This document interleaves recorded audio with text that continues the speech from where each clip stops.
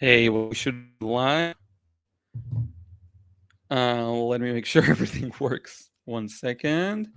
Also, the mic that I'm hearing computer audio properly. It's gonna be a fun one. Yeah, okay, good. I can hear myself. I don't know why the quality is horrendous, but in case, yeah. So, gonna be a fun one today. We're gonna talk about you and your art struggles.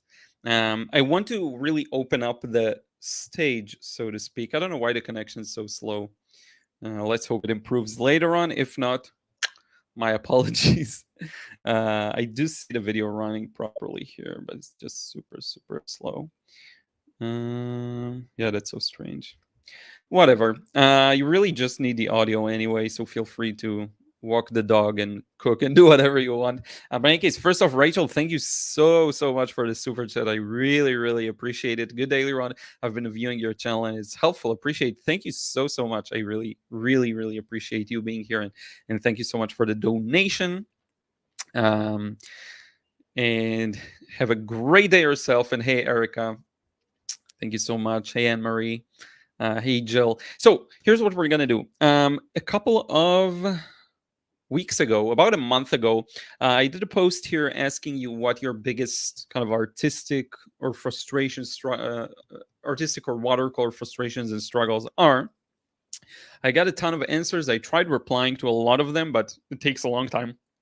So what I'm going to do today is just go over them and answer, because why not, and there were some really good questions there, and a lot of my comments are like, I'll make a video, I'll put it on my to-do list, but this is going to be like a quicker way maybe to go through some of these. Honestly, I'm trying for this to be a really kind of low-key chill live stream. I'm going to try and talk slower because I want to preserve my energy and answer as many of these as I can.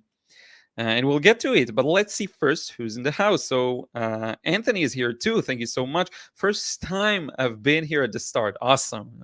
Thank you so much for joining, and congrats on being early than usual. It's fun. The beginning of the live streams is fun. Hey James, how are you doing? Usually the beginnings and endings of the live streams are the best, because in the beginning it's like the super energy, and then at the end I usually try and do some fun stuff for the people who did stick around. So it ends up being a bit off topic or like a side project that I end up sharing. So it's fun.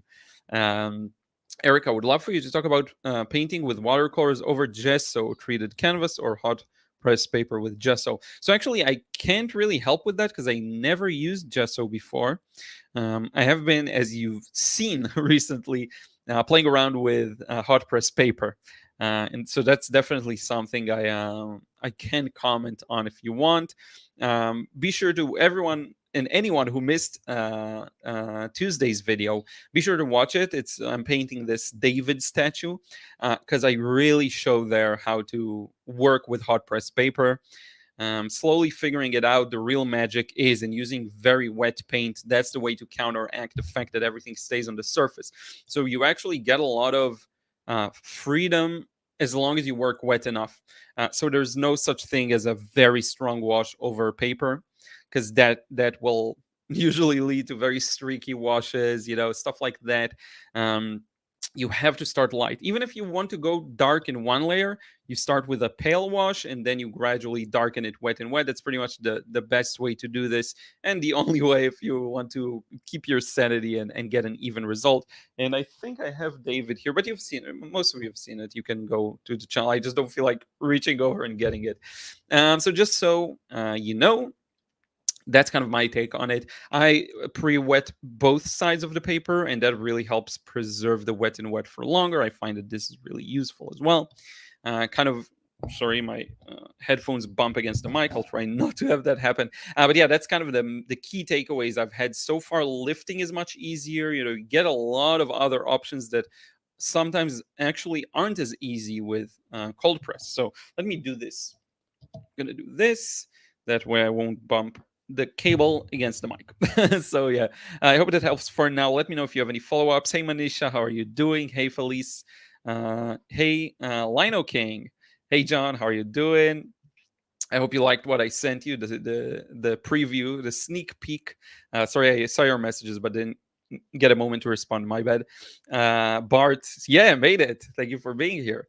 Pam, how are you doing? Nancy, Anissa says hi from India again. I'm gonna try and be succinct with the comments because I really do want to get to some of the questions. So James asks how to establish differences in tones in less than sunny landscapes. Yeah, so this comes down to really it's funny to say, but just focus and slow, deliberate work. Um, I'm becoming more familiar with these kinds of scenes. It's not really sunny, it's overcast, maybe, or maybe it's low contrast, and it's hard. So, a couple of things I will say. If you want to follow and paint it as it is, then you'll have to do the right things. But an alternative is always to exaggerate, right? And to create, sorry for the ambulance, to create the difference in value yourself, to exaggerate some things, exaggerate the darks, exaggerate the lights, create more contrast. Or you can decide not to do that and just go with what you see. But then one advice that works really well for me is to work in thinner layers, believe it or not. I find that if I allow myself to do things very gradually, like to darken gradual, one layer, another layer, it really helps. That really leads to a more deliberate, no more deliberate kind of result that you can really tell that I go too light or too dark, and do all the best practices if you can of maybe printing the photo in black and white and using a viewfinder. Um, Turning the photo black and white to begin with, so you actually see the values, right? And do everything you can to see the values accurately. But once you do, take it step by step, add another layer and another layer slowly. Don't overthink the colors. If we're going to focus on the values, I'm assuming you meant the values, right? Let me know if you meant colors, but I think that's what you meant. Don't worry about the colors, like I've shown you in the David sculpture video. Just focus on the values. Don't worry about the colors for now, if that's the thing you kind of struggle with, or try to achieve. um, Raya says your video about quantity versus quality is really helpful. Splendid job. Thank you so much. I honestly I did a few. I think I don't even remember which specific one you referred to, but I'm really happy it helped. Hey Alexa. Oh, if I had an actual Alexa here, that would have been strange. Hey Alexa, and then it would talk to me. Welcome, Lollipop. How are you doing? Hi Liron. Can you talk to us about color theory basics when you're painting? Yeah, definitely. Um, a couple of things to me, and something that really clicked recently with some people is the idea of using a third color to mute. So here's what I mean by that. I'm using mostly blue, yellow, red. I don't know why the air conditioner likes to start warming the room if I don't pay attention. So I like to use the three primary colors. So how you mix every color is using those primary colors. So red and blue will get purple, green and yellow, blue and yellow, green, and then yellow and red will produce an orange. So what I like to do is try and find like the closest color to what I see, uh, which could be a purple or a yellow, or it could be a primary or secondary color, and then use the other colors to neutralize it. So what does this mean? It means that if I'm using, what's going on? It's gonna kill me. It's so hot today, and I don't know why it's not working. There we go. Strange. I have no idea what's up. Decided to stop working. That's so annoying. Sorry, it's just so hot. It's like it's starting to work and then it stops. Whatever. So the way I do this is, if it's a primary color, sorry, silent. Whatever color I want to mute, I'll use the other colors. So let's say I'm using blue, and that's the kind of the main color I recognize. It's a bit bluish. Then I'm going to add a bit of yellow and red to it, orange, essentially, to neutralize it a bit. If I'm looking at a wall, like that's something that's very hard, right, for people to get, like a yellow sunny wall. It's not really yellow, and a very beginner mistake is to just paint it yellow. And that's okay if that's your style, but sometimes people try and get the right color, they don't. It's not yellow. So the wall ends up being kind of a gray yellow. So you put the yellow on the palette, but then you add a bit of blue and a bit of red, aka purple, to neutralize it. Okay, so that's how I approach it. If it's already a secondary color like purple or violet or whatever, purple, orange, and green, I'm going to use the one opposing it on the color wheel. So for green, that will be red, and you can find a lot of schemes and videos on that in particular. But for green, it's going to be red. For purple, it's going to be yellow, like we just did, right? On the reverse. And for orange, it's going to be blue. So I'm going to start with mixing a strong orange. Let's say I'm recognizing an orange color. And that's hard. That's something to practice at too. I recognize an orange and then I use blue to tone it down a bit. Now, the thing about, let's say, how to get colors to look good in the painting, it's about balance, and balance is subjective, and that's the beauty of it, right? So you can decide you go for a balance that's like this or that's like that.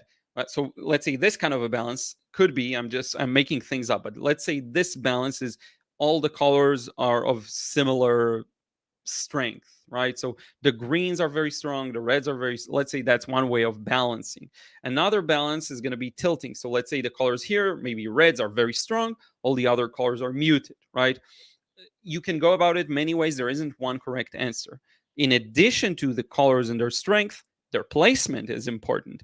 Do you put the strongest color in the entire thing, in the entire scene, next to the focal point, on the focal point? Do you create a secondary focal point using it, and then the other one is contrast? All of this together is more of a thing of experimentation. So what you'd find yourself doing is experimenting and trying to get something that looks good to you, right? And if you post your stuff online, that it's good because you get feedback, you see what people click with. And even if you just get started, you barely have any followers, you post something, it gets 5 likes, you post another thing, it gets 1 like. So you slowly with time you recognize patterns, what people like more. And of course, let that be kind of a guide, but not really, because you want to mainly listen to your own voice, right? But you do that enough so you find your balance. Super realistic paintings don't have almost any very strong saturated colors in them for the most part. If I were to paint a sunny building, it'll be a very gray yellow, a very gray purple for the shadow, barely any purple, a very just grays, a lot of grays everywhere. But it's that tight balance. And going back to James's question, it's that tight balance. Just like in values, you have that same thing with colors. And if you get everything right, you'll get it to look good. So for example, right now in this scene, right, there's the headphones right here behind. Let me move my there we go. Here. That's probably the most saturated thing in the scene. That and my hat on the other side, orange and green. But even those aren't that strong. The most saturated colors are still quite muted. It's that the rest of the colors are also super muted, right? Everything is close to gray. Everything is, try it out, sample colors. Unless it's a sign like this, by the way, you see the comment, this blue here is very artificial.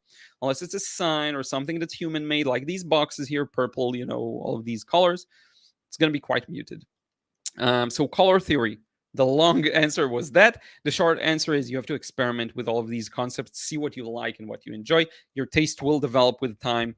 I would say looking at artwork does help, because if you compare your paintings to other people's, which I don't recommend from the place of low self-confidence or ego, but from the place of what about the colors in these paintings actually works as opposed to mine, right? Most of the time with beginners, you'll see the colors are more nuanced and muted in a more advanced piece of painting, right? That would make sense. Hey Tim, how are you doing? uh Felice says, I painted for a few years now, yet I tend to have this issue that I give up midway because I suddenly feel lost on how do I want to render the rest of the painting. Is there a way to combat this? I have had this experience before. Relate. Me, it happened when I feel like things weren't working. So it's not just that I feel lost and don't know what to do next. I also maybe don't like as much what I did so far. So that's something to have in mind. For that, if that's the issue, I'm not sure. The answer could be patience. The answer could be putting a distance between you and the painting, taking a break. That's huge. Sorry, the connection dropped for a second. Hope you can still hear me. Let me check real quick because I have 2 screens now and I can do that.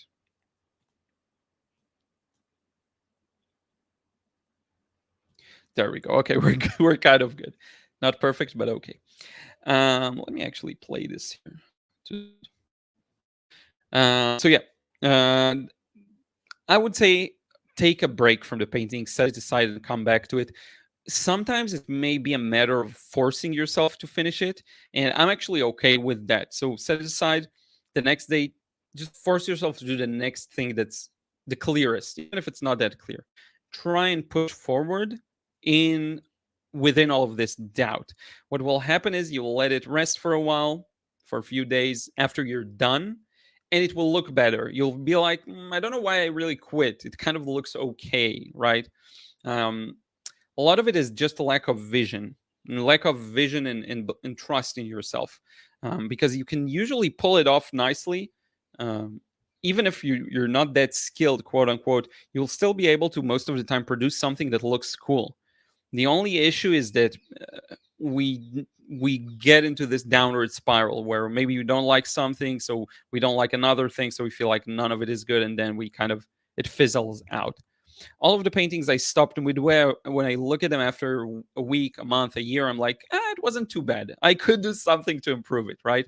One more thing you can do is go bold and crazy. Just do crazy things on it. Experiment, sketch. You see a shape you put earlier, go super dark there. See what happens. That's another option, because it will build a feedback loop of I'm not giving up. I'm actually going the other way with courage and trying to add more and change things around.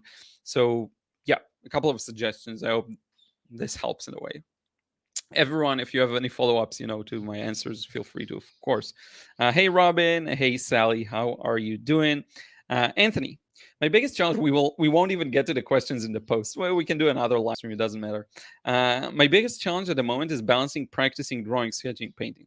I just do whatever I feel like at the moment. Do you recommend a more structured approach? Not necessarily. I think first off, you need to think about your goals long term. Is your goal long term to be better at painting, at sketching, at what's the main thing for you? For me, it's definitely painting, but I do know long term I want to work on a manga, and it's going to be very heavy on the sketching. So I try to at least preserve my skills. So right now I'm probably 75% in watercolor, the rest in sketching, anatomy, manga, all of that. But then once I feel like I want to work more on the manga, it will shift probably towards 50-50, or even the other way around completely. So the real answer is there's no real correct balance. The balance changes based on the month, the day, the year, and your goals, short term, long term goals. Just know that you have enough time to learn everything. So, again, just to set it straight, I started in watercolor from zero skills 7 years ago. And everything I learned so far was done in 7 years. Now, 7 years is not a short period of time, but it's also not that long. So, if you think of being able to reach a good level of competence, because I feel like that's where I'm at, 7 years, and then you still have a couple of decades, hopefully, still to improve other skills. So you have time. A lot of this stress and trying to overly optimize, and I'm not sure that's your case. I'm just saying, because I sometimes experience it too. Is just from like you do have time, because I try and really appreciate my time, and I feel like life is short, and I feel like I want to make the most out of it. But honestly, there is time. So it doesn't matter. The balance is whatever works. And sometimes I'll be very inspired to sketch, so I'll just do that. And sometimes I'll be very inspired to paint. Usually it comes after a long time of doing one or the other. I'll really want to do the other, and then I let that carry me and try not to fight it, because you kind of want to go with the current when it comes to creativity, where the current pulls you, because that's where the momentum starts to build. And if you always go against what you feel like, no, I have to practice now watercolor, I can't do sketching now, it's irresponsible, I've been practicing sketching for months. Well, what if you're in a very good momentum kind of stage and you really feel like you want to continue building up on it? Do it. No wrong answer. If it's just a hobby, then even better. You just do whatever you want, right? Because I actually am building a career where I need to sure skill match my goals, right? I hope that makes sense. I think that's a good answer. I think so. Um, let's see. Oh, good, good. I'll check it out, John. Artyom, how not to overwork when we draw people? Any tips? So that'll be the exact same advice for any subject. Now, people, it can be people like full body people or faces and portraits. I would say for both, if you can just put the shape down and let it go, even if it's not perfect, you can fix it in the next wash. That will be ideal. There is a video I did on real time value control or real time paint control, something like that. Check it out. It will help you to kind of fix mistakes on the fly, but keep things relatively fresh, and then let them go and kind of take a break. Let it dry and come back and do another kind of wash that's flowing. The one thing I see all the time is not using enough water. So honestly, that will probably solve a lot of people's problems with overwork. If you use a lot of water, it will give you more time. Now, you hear this, not you personally, but everyone who hears this, they're like, oh, a lot of water. I'm going to use a lot of water. And they end up using half the water they need. So really, I can't drill this down enough. You really have to use a lot of water. Here's something I thought of for the first time. So this may help some people here. Go first with water and add paint to that. First, put just clean water and then put a small amount of paint into that and see how it flows, right? It's going to barely be visible on paper, so that may be too light. Add a bit more paint to it, a bit more paint to it. But you really need to first have a strong basis of flowy wash. That's how you don't overwork it, because then the edges stay wet for a while. So when you put a shape next to it, you don't get a hard edge. The problem starts when, and check out the video, of course, of Stop Overworking Your Watercolors, where I show this fiddling and how it causes that too, because I kind of answered the question there. Hey, Chuck, how are you doing? John, your Alexa responded. It's funny. I'll try not to say that again. Joy gave me a few minutes so that I could drop it. Oh, that's amazing. Thank you so much for being here. I hope you're doing super duper well. So happy for you. Electric Hand, a grayscale and value finder card is very helpful to identify tone value. Yep, you want to have all of these things stacked to your advantage, in your favor. Whatever tool you can use to see things accurately, because that also starts a feedback loop. People often fear that these are crutches and you'll end up having to rely on them. First off, so what? I mean, it's not a competition, right? You can rely on them and it's not cheating. I trace all the time. The David sketch, everyone says it's a great sketch. Yeah, I traced it because I'm not going to spend all that time drawing all of these shapes. It's for a tutorial that I want to show you about painting. So I don't really need that, right? If I demonstrate drawing, of course, I will draw, but for this purpose, no need to. So yeah, all of these things will help you. And will start a feedback loop. If you're relying on crutches, they still will teach you how to see things more accurately, right? You can always drop the crutch, try it out without it, and see where you got it wrong, right? See, so my tendency is to always go too light, or I tend to always go too dark, and then you get it. Always do first, compare, see what the gap is, and close it off. That's how I try to approach this, very empirically, very scientifically. I just compare and see what the difference is, try and fix it. That's all there is to it, really. Laura, good morning to you too. Hey, Leslie. Heather, I'm really enjoying your watercolor. Oh, good. So you were able to access it, because I answered your Instagram message, but I didn't manage to answer the emails. I have seen the emails later, a few hours later, and I was like, okay, I'll reply in the evening. So I'm very happy you got it to work. And thank you so much for joining. Much appreciated. And I see some more people right. So thank you so much, Sam, if you're here. Really, really appreciate it. Joey says, oh, yeah, okay, that's that. Finding purple a great neutralizer, says Pam. Yeah, that's a good one, because you end up using a lot of yellows. I use a lot of yellows, and I've had a lot of trouble muting yellows, because I would add blue, and then the blue was super dominant. I'll add red, it's super dominant. But if you have a good purple, you can actually save a lot of time. Yeah. That's a great kind of quick tip. That's really useful.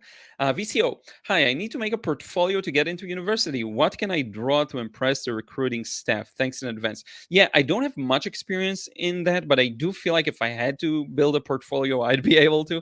I think what they like seeing is a multitude of mediums, if possible. So if you can do like something that's more sketchy and then something that's more paint oriented. So if you could do graphite or pencil or whatever, and then watercolor or acrylics or gouache or something like that, to have both, That'll be good. I would always say you can't go too wrong with a variety of subjects. So if you can do a couple, that would be good. I would include something with people because people just attract the eye. It's more personal than a landscape. So I definitely have some people there, whether it's figurative, whether it's faces, portraits. I would put that in. I would do a variety and add a bit of um, cityscapes. Maybe you can show that you have a bit of understanding of architecture if you do, and of course, do your studies, whatever. Use perspective, right? Show that you have a bit of understanding of structure. You can throw in a landscape or two, still life. They always like still lives. And I will say, a lot of art institutions are more on the modern kind of abstract side of things. Maybe you want to consider including something a little more expressive. So show all the range of skills, expressive and kind of creative, and then also skill in realism and rendering things as you see them. Try and show a variety. I think that's the best kind of approach. Variety of mediums, variety of subjects, and varieties of styles and approaches, right? I do think they want to see, depending on the place, again, some want to see skills. So if you can show that at least you're working hard on those skills, and you have again, pencil and graphite and something like that, that shows shading and something like this, then you have something with colors that also shows some decent knowledge of, how you put everything together. Yep. I think that'll get you um press the recording. Yeah. Yep. I think that'll help you get in. Keep us posted. I hope you do get in successfully. Hey, Linda. Midday from Norway. Yeah, it's kind of midday. It's not midday here. It's 4 p.m. But yeah. Zaid, it's been a long time. Thank you so much for being here. Hope you're doing super duper well. Feel free to share your struggle. I do see you wrote something. We'll get to it in a second. John, Liron, I wanted to paint all week, but ended up procrastinating due to the fact I could not settle on choosing a subject. Any tips to combat that? Thank you. Yeah, just do a random pick. I think that could work. Like, really, just choose a random tab that's open or a random picture if you have them printed and just go with that. Do a randomizer. Now, here's what's going to happen. You're going to do a random, you'll choose one, and it's going to be the worst one. It's going to be the one you didn't want to paint, and you'll have one that you honestly knew you'd much rather paint. Paint the one you got random still. Go for it. Because it really is one thing to remember. I don't know if it will help. Some people find it helpful, some don't. It's eventually you who bring the interest to the reference photo, not the reference photo itself. The reference photo is just like a base layer. What you pour on top of it is what makes it interesting, right? So I choose the most boring things ever, and it ends up looking interesting because I bring the interest to it. So remember that the that's just a vehicle. You are the driver, right? I hope that's encouraging. If there's a way for me to like force people to paint something, I would do that. I mean, it could be a part of the whether it's a future membership site or something like a community. I'll need to think about it, because if I can take some of the decision making process off of people, I think it'll be actually very helpful. Let's see. Okay, Zaid. Hey, Liron, how to become more flamboyant with the brush strokes the way Alvaro does? I would say practice that. So one thing I like that he does, maybe you haven't thought of trying it out. Have you seen him paint people? Like, okay. So he paints the people. He puts the face and then the body, and he does it in one go, like one brush mark almost for every section. Try and do that. The thing with Alvaro is he likes to hold the brush really close to the tip. I like doing that too sometimes. If I need accuracy, linear accuracy, like I'm filling in a negative shape or something like that, I'll hold it close. But sometimes it's much more beneficial to hold it really close to the edge. That alone will help. If you just do this like that, I think you'll find it helpful. One more thing I would say is painting alla prima really trains you to do that. So if you can decide that you're going to try and paint something in one go, and once it dries, you're done, that can help. And I have a lot of sucky results that I did in the past of these kinds of sketches from when I got started. I wasn't experienced in it. And it does end up looking a bit like crap in the beginning, but that's fine. What you're looking for is the freshness of the shape you put in, right? So if you look at something you don't like and it looks kind of, you don't like it, but just try and detach the actual thing you were trying to paint and see the technique. Do you have areas where you just put the paint freshly, or where it merged nicely, or there's a nice smooth transition, or a nice contrast between a smooth transition and a hard transition? Those are all good things. And take those and find something you love about them. I will say one like practical advice: hold the brush close to the, you know, close to the tip, like this. Paint very from far away, it will loosen you up. And try and do a bit of alla prima. I have a lot of videos on alla prima, so you may want to check those out. Now, Lollipop, one more thing. Can you talk to us about paper? We can paint and brush technique, but paper we can't paint and brush. So you mean like specific techniques for papers? Because we talked a bit about it before. So hot press, more water, a lot more water. Cold press is a bit more forgiving.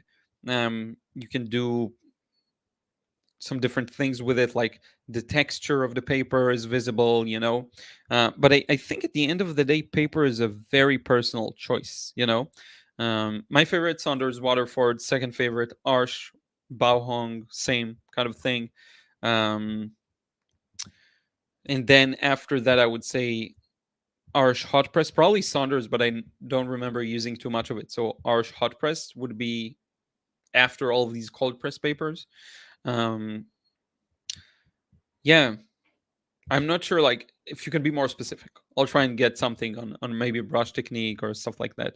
Dwayne, I actually have seen your email. Sorry, I know. And hey, how are you doing? I'll get back to you. Okay, I'm gonna carve out some time to reply to mails in the next couple of days. You got it, Anthony. Somewhere up there. My biggest struggle is the first stroke of the brush. It makes me hesitate every single time. I have a suggestion for you. Do the sketch, right? Sketch, finish the sketch, do two sketches, do two identical sketches. Take the brush, take a bit of a kind of a light paint, and just do this on the paper and let it dry. If you want bonus tip, take a sprayer and just go over it to let it spread a bit and let it go. And then do the painting after it dries. I know it sounds weird, but it actually will work. Just draw two versions, same, identical. But one of them you start with, I don't care if you're blindfolded, just do a weird squiggly mark in whatever color you want and let it dry. Or use some sprayer to help it smoothen out some edges. I don't care what the thing is. I don't care if it's a landscape. I don't care if it's a figurative, whatever it is, just the center of the paper. Do this thing like a big shape, let it dry. I promise you, if you give me that piece of paper, I can paint over it and you wouldn't even maybe notice it was there. Ever. Try it out. It's a bit left field, but try it out. Can we get the likes? Oh, thank you so much, Ray. Yeah, if you can drop a like on this video, let me refresh and see how many likes we're at, because we're a lot of people here. 94 people. That's so cool. 94 people, 56 likes. Can we get it to 100? Let's try. Let's try and get 100 likes. If we can, that'll be really nice. We should have like a live like count that's on the screen somewhere. That'll be fun. So yeah, thank you so much, Dwayne. Thank you, John. Jamie, what's the best way of displaying and selling a watercolor without needing to frame it? Yeah, so some people just use a matting, you'd call it, like the white frame, and then you tape the painting from behind it. You put it over it, tape it. I think that's the best way to do it. Very cheap.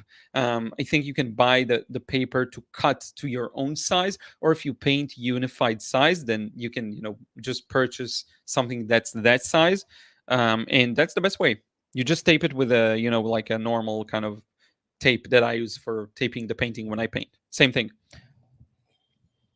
Just matting it. That works best. It has a bit of depth to it. It looks nice. No one will look for the frame, really. It's unnecessary.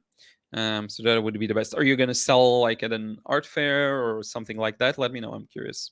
Maybe we can do a more specific advice, Clifford, I'm in Tel Aviv. Zaid. Correct me if I'm wrong, but does Alvaro even consider perspective as he sketches? Yeah, he does. He does. I've seen his sketches. He just has good knowledge of it, so he doesn't need to plan everything out.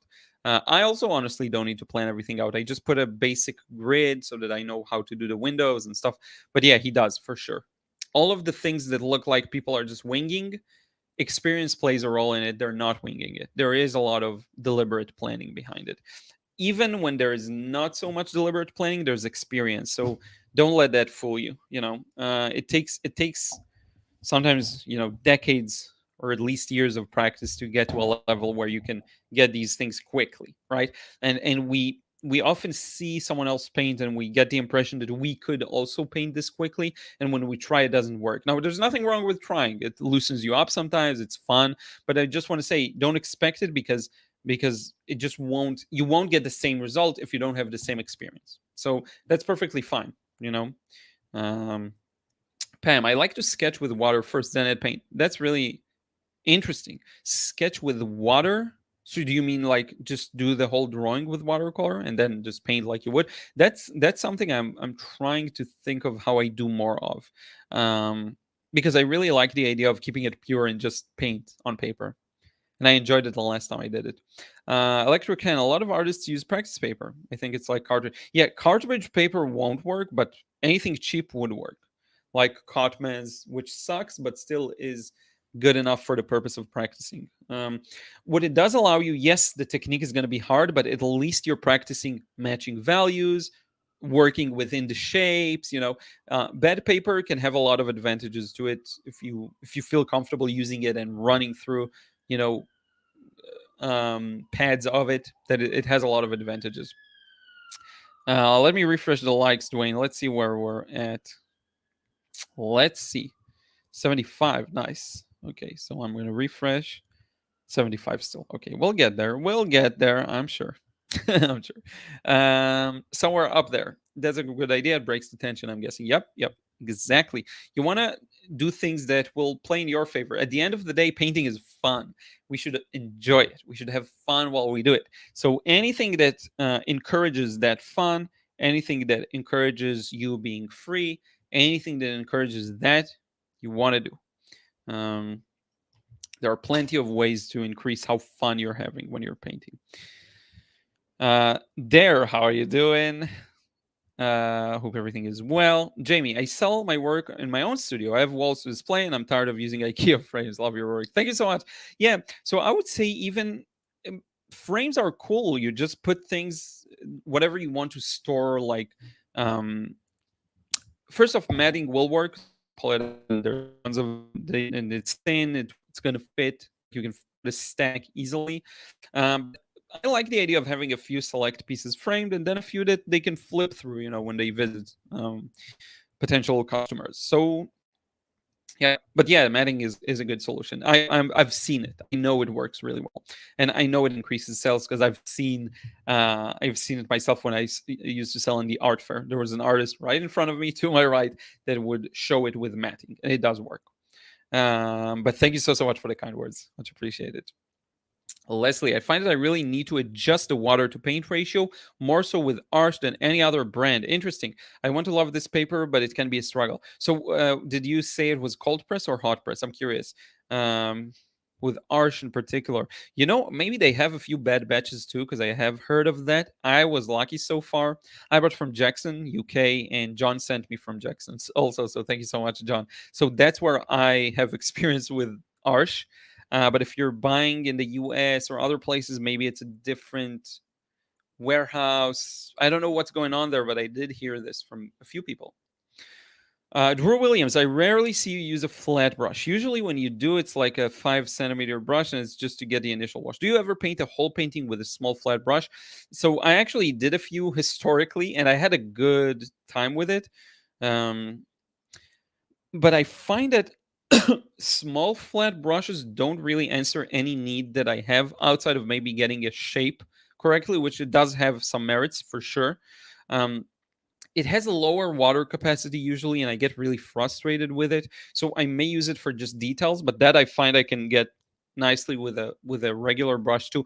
You are correct in that if you want to draw small rectangles for windows, it may be easier with maybe not even a 15 millimeter, but like centimeter or half a centimeter. It could be useful, and maybe I should give it a try. But I just need a water capacity. I love working even in my small brushes with something that has decent water capacity. And that's where most of the flat brushes fall flat. See what I did there? So, yeah, if I find one that has good water capacity, definitely, which is why I'm using that Raphael one that you talk about, a 5 centimeter one. That's pretty huge because it has great water capacity. Of course, it doesn't allow me to do any details unless the painting is like the size of a wall. So, yeah, size of a mural. Rachel, I started 2 years ago and saved everything. I'm able to go back and add to the paintings as I learn more, but able to come up with nice art pieces. That's awesome. Yeah, that's something I can relate to. I have this video where I fixed an old painting that didn't come out as well, and it's amazing to see what like a year or two does. This example, it was even more than that. It was 5 years or so, and it's amazing to see what that does experience wise. It's just so much easier to see all the things that require correction. Like experience can't be put into words, right? It's the feeling, it's the things you notice. Kind of connecting it to the question about Alvaro Castanet. So if you build enough experience, things will tend to work out.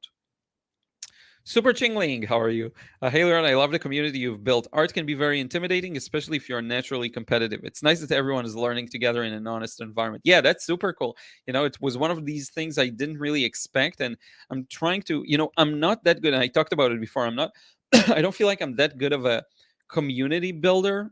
I'm more like an audience builder, but because I feel like I'm a pretty positive person, at least when I create content, it puts me in a very positive space. And when I work, so I attract this kind of people, and people who are more negative just don't have as much fun.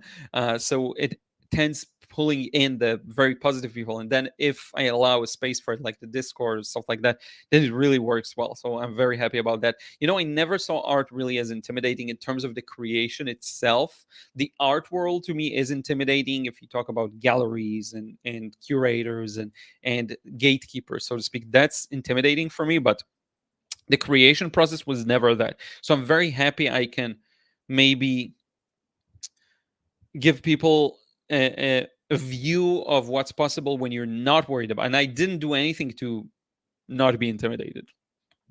It's just how I always have been. I didn't work hard for that. I think it's just my natural kind of built. So at least I can put that mirror in front of people and encourage them not to, fear it as much. Hey, base. Hope you're doing well from Pittsburgh. Pam, water sketch, small areas, but it's great to get started. Even if I don't like it, no problem. Oh yeah, definitely. So wait, do you actually use just clean water or like with very tiny amount of paint? That makes sense to me. That's like no one will notice that too, even if you can paint over it. But it can also be a good basis. If you work light to dark, actually light to dark by painting the highlights with very light paint, that also can connect really well. So yeah. Electrican, Youngchan often uses diluted palette dirt to sketch. Yep. Yeah, he's a genius. His videos, like I think in terms of skill plus teaching, maybe skill, I don't know, like I watched a lot of his videos, but I sometimes watch them without the audio. He's probably one of the best out there, like in terms of skill, for sure. He's so on it. And there are many skilled artists out there, but if you're looking for like actually painting things realistically and accurately, he's top. Sometimes I look at his works and I'm like, how does he do it? It kind of reminds me of Marcus Bakari, who just posted like the craziest watercolor I've ever seen. Only Marcus does it on a bigger scale, like more of a big paintings. And Youngton works a little smaller and a little more humble in a way. So he chooses subjects that are very approachable, and then he paints them amazing. And I'm sure he can do big pieces as well. But yeah, he's really making good use of everything, the palette and the way he works the brushes and lifting and everything. Regina Fernandez, hi Liron. I'm in my really first beginning with watercolor. Could you give me a piece of advice in order to have a non-frustrating debut? Thanks a lot. So one kind of cliches I can say is have fun. If having fun means you paint without a sketch and you just use, because you have to understand, like, you can use watercolor just for the sake of using it. You can just do washes and paint around with it and not try to do something accurate, not try to even aim for something accurate at all. Not like aim, but then be okay with failing. Not even aim. You can take a piece of paper and just go crazy, splash some water, let it flow, see what it does. You can just use paint as as you want to, and not strive for anything. Try and do that. That's really fun, and it will get you going, kind of understanding how it works. One thing that helps me, and I talked about it before, is to just kind of meditation, zone out and just stare at the tip of my brush and slow down and see what it does on paper. So I'll put a shape and kind of stare at it for like 10 seconds. And I'll put a shape next to it and I'll see how they connect together where it's still wet. Just stare at it, because watercolor is really magic. The skills and everything else can come later, but if you just want to have fun, one thing I can tell you: slow down. Don't even have a sketch. Just kind of paint for the sake of seeing the water and paint move on paper, um, and slow down again, because that's really useful. I hope that helps. Zaid, another Alvaro question. But if you watch his DVDs, his second wash is very dark. How much do you feel the water is? Okay, so his second washes are dark, but they still flow well. So he is using a lot of water when necessary.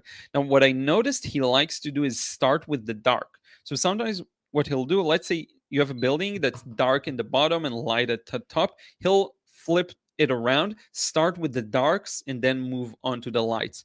But even his very dark washes, he uses paint straight out of the tube, so you can use it and get relatively fast with the mixing. And he still uses his juicy washes, still have a lot of water in them.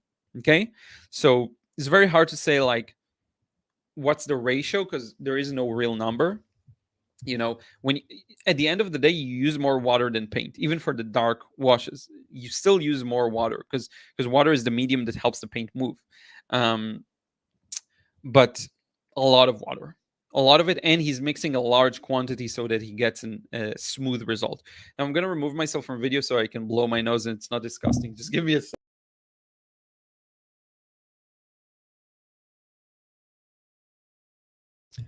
should have muted myself too, but yeah. I hope that helps, Zaid. Base, if matting only use a cotton mat and a decent backing board, presentation does make a difference. Cool. That's a good. I don't have much experience with matting, but you know it. Great. Somewhere up there. My favorite thing to do is shop at junk shops for old picture frames and use them for my paintings. Remove old wood stain, paint it, or remove the old paint. You can find some lovely old frames. Yeah, the last painting I framed, I actually, the frames people had someone give them a frame, and kind of they wanted to throw it away. And it's a really nice one. I don't feel like getting up to show it, but I'll show it maybe another time. I think I showed it on my stories. It's a weird format. It's like this. It's like very thin and long, and it's turquoise, and it looks really good. It will look awesome for a yeah, like a panoramic painting. It's very thin, very landscapey, or maybe even vertical. But yeah, it's really really good looking. And I would say one more thing: if you want to save money on frames, and I know that's not the case with you necessarily, high somewhere up there, or wait, was it somewhere up there? Now I'm confusing usernames. Sorry, because Jamie, sorry, Jamie. If you don't want to, and I don't think in your case it's money necessarily. It's just you're sick of IKEA frames. But if you really want to save money, paint to frame, like paint to the size of the frame. Find a frame for cheap at whatever, like a junk shop or whatever. Paint to that size, and then you have a perfect frame. So that's something people don't think enough of it. I don't think enough of. You can just paint to the size. So yeah. Drew says flat brushes fall flat. Yep, yep. Great success. Thank you so much. There's over 100 people here. Much, much appreciated. 93 likes I see on my end. Can we get it to 100? We're close. We're getting close. Like 7 more likes and we're up to 100. So let's give it a shot. Let's give it our best. Zaid, by the way, thank you for remembering me. Had to get my career together. Oh yeah, definitely, I remember you. Um, how is it going?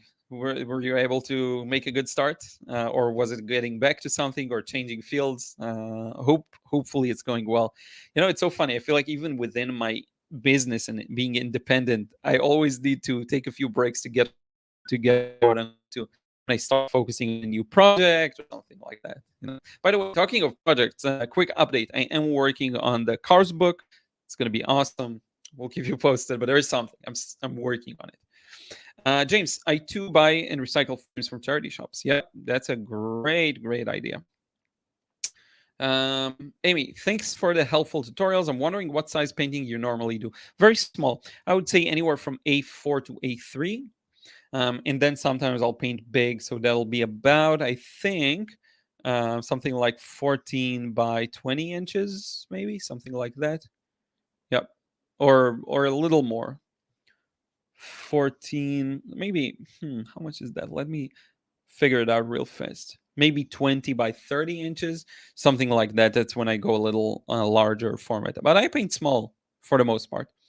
I do have plans of painting bigger and more impressive, right? Bigger paintings can be more impressive. There is an element to seeing how big the painting is, seeing it from afar. That does make it look cooler in a way.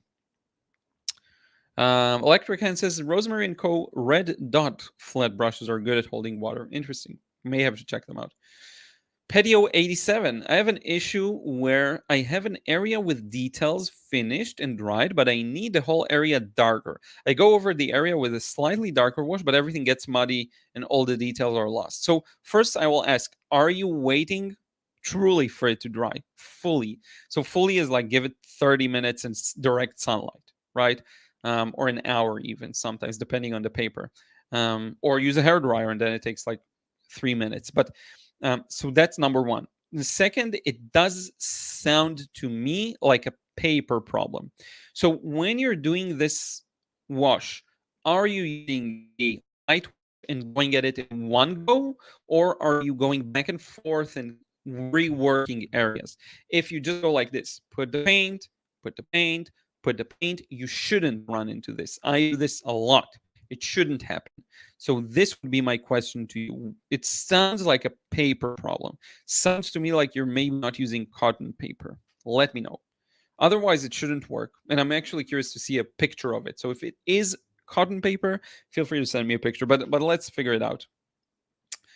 A. Anderson, I wonder if it'll be a point to try and be an artist at all when AI is coming to take the job away too within a too soon future. No one can really predict the future. I would actually love to. That's a good question. I would love to. First off, the answer is yes to me for sure. Because don't forget that aside from the end result, there's the whole idea of the skill, the hobby, the activity. People will always be into art and art making, whatever format it is. It could be digital art too. Maybe that'll become. It's already more popular, I think, in some ways than traditional art. It's definitely more in the culture.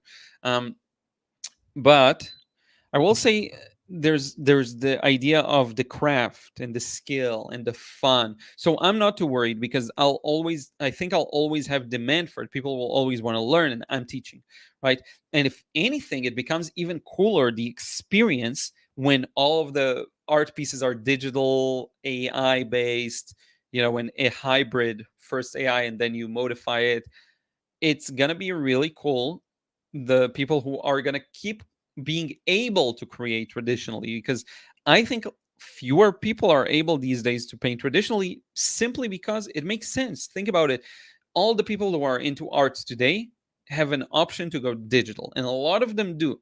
In digital, like I'm going to show you, by the way, in an upcoming video, really interesting one, everything is fast. You can match the color, you can sample colors, you can change that. You don't need to mix physically, right? So the people who are able to continue creating traditionally, it's going to be, in theory, a smaller and smaller audience. Maybe not drastically smaller, but a little smaller. Their skill will have more of value. That's how I feel.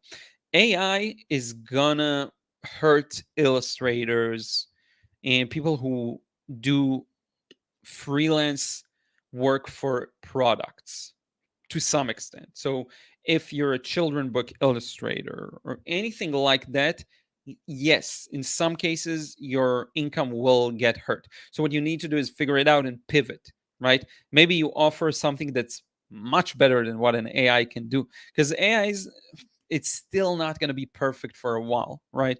And I don't know if it's ever going to be perfect, because there's no replacement to actually explaining to a person what to. Now maybe AI will get better at it. Maybe the iterative abilities will be so good that you can just let it run and find the perfect thing, but there's still going to be value to physical art and physical art making. So think about it along these lines.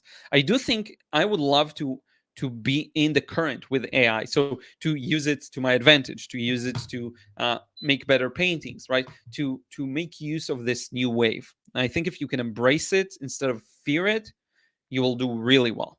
And embracing it just means, staying up to date, watching videos, getting to know the technology on a very basic level, figuring it out. Like, how would you use it? 104 likes. Thank you so much. That's amazing, amazing, amazing. Thank you so much.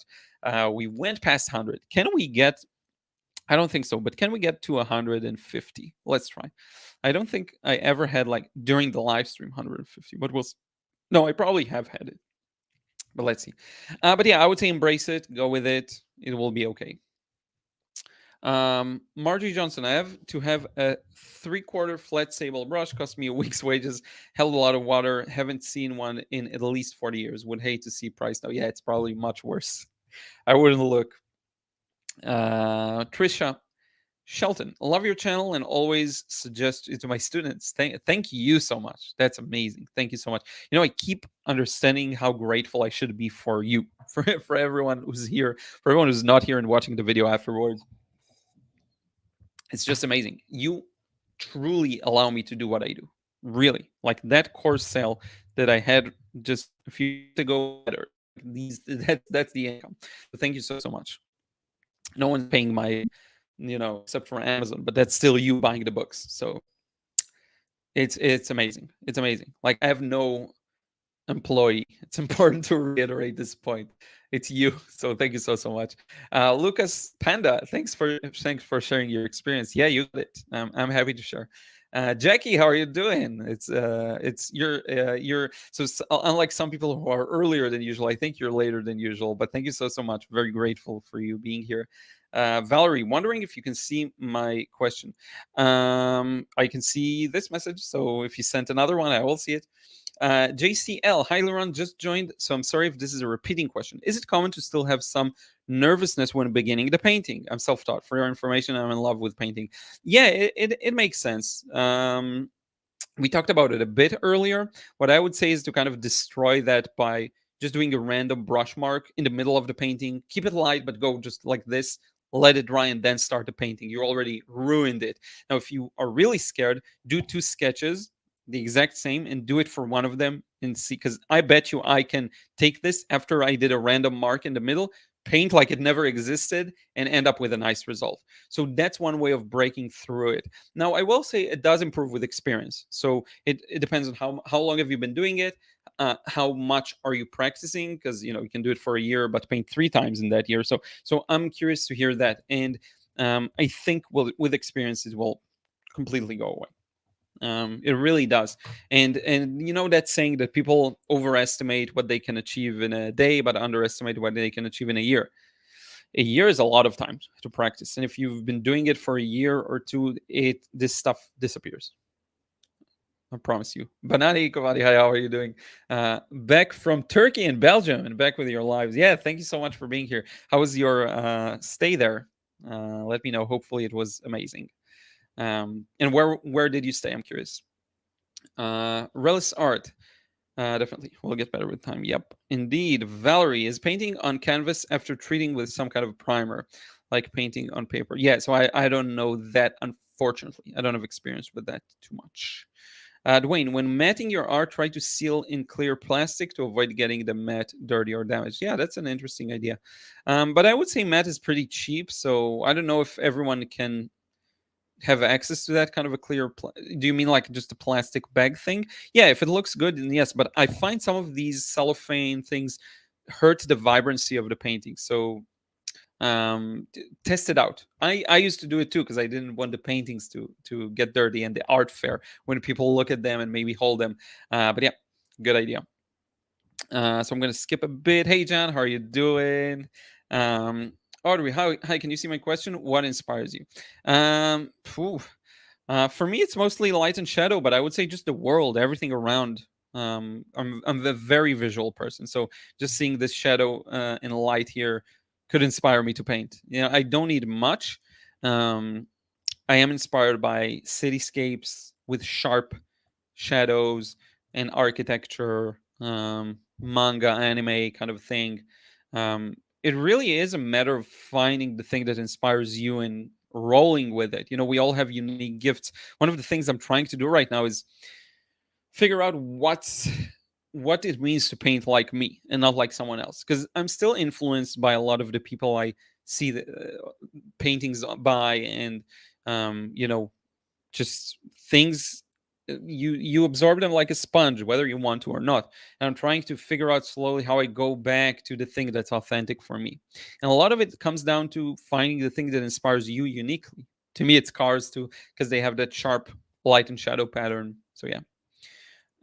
Jackie, do you use mixed media, watercolor, underpainting, and pastels, pencils? Not really. And thank you so much for catching this live stream. Not really. Uh, I use watercolor straight out of the tube pretty freely.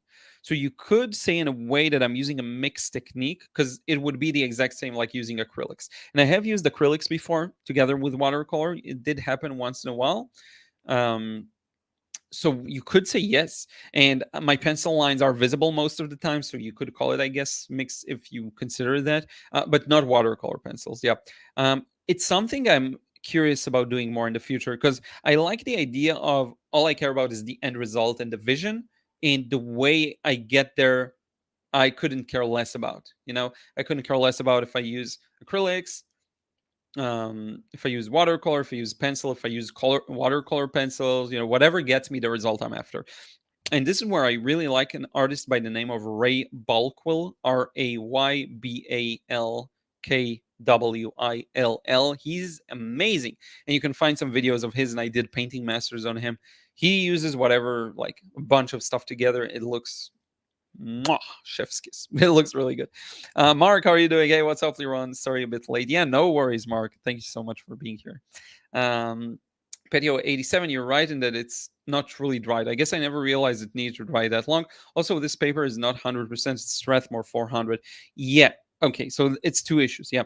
I would say try it with the same paper if you already have a bunch of it and you don't want to get new paper, and let it fully dry. But Strathmore, I did use it a bit. My gut tells me that even if it's fully dry, it's still risky. Now I'm thinking, what can you do to eliminate that risk? If you're using a synthetic brush with springy bristles, these tend to scratch the paper more and awaken more. So what you could do is use a softer bristle. That's one thing you could do, and go over it in a very gentle passing. That's another thing you can play around with. But yeah, this paper is going to be a little challenging. Hey, Alessandro. Hey, Liron. Yesterday, I painted some clouds on a small piece of paper. Better than nothing, considering I didn't paint for a while. Yeah, definitely. Zero is better than one is better than zero. So just, you know, to create, that's better. You'll build momentum. Moody clouds. Why does my watercolor painting end up getting dirty or muddy? So yeah, we need to really align, like do a thing where we understand what the meaning of dirty and muddy is. Do you feel like it's super gray? Is it like what's the deal? You know, like what can you define what you don't like about it in particular? Because I painted David with a bunch of weird paints, got a bunch of awkward grays. So grays shouldn't matter as long as you follow the pattern of light and shadow. So are you following the shapes you draw and using the right values? Because if you're doing these two, I don't really care about like the color itself. Now, it could be that you're reawakening like what Patio just said, and then it's a mess, right? That could be it. So if this is the case, I would check out, like I would re-examine the paper I'm using, for example, right? Well, let me know if you can give more details into what it looks like, and feel free to send me an email with a picture. Andres D, if you could recommend one watercolor painting channel on YouTube other than your own, which one would it be? Thanks for all the inspiration through the years. Thank you so much. Yeah, that's a very hard question to answer. Um, hmm. One watercolor painting channel. It will depend on what you're looking for, but let's assume you want to learn to use watercolor to the highest level, right? You want to just be able to do whatever you want with it. Paint realistically, paint loosely, whatever, everything together. Two painters come to mind. And again, there are so many, like all the channels I'm following, I feel like are really good. Um, but I'm trying to really narrow it down to like technique and just the execution of it. I really like Matthew White, right? That's his name, right? I don't know why I keep confusing it. Matthew White, he's very technical, so that's good. Um, very pedagogic in the style. Like I'm more loose talker. He's really on it educationally. That's what I feel like at least. And Yongchen, actually, who was recommended earlier. Now, Yongchen does tend to cut out some parts of the painting process, but he does paint to the highest level. So I would definitely consider that. Now, if you're good at learning by yourself, just by observing, I would say someone like Misulbu, Misulbu,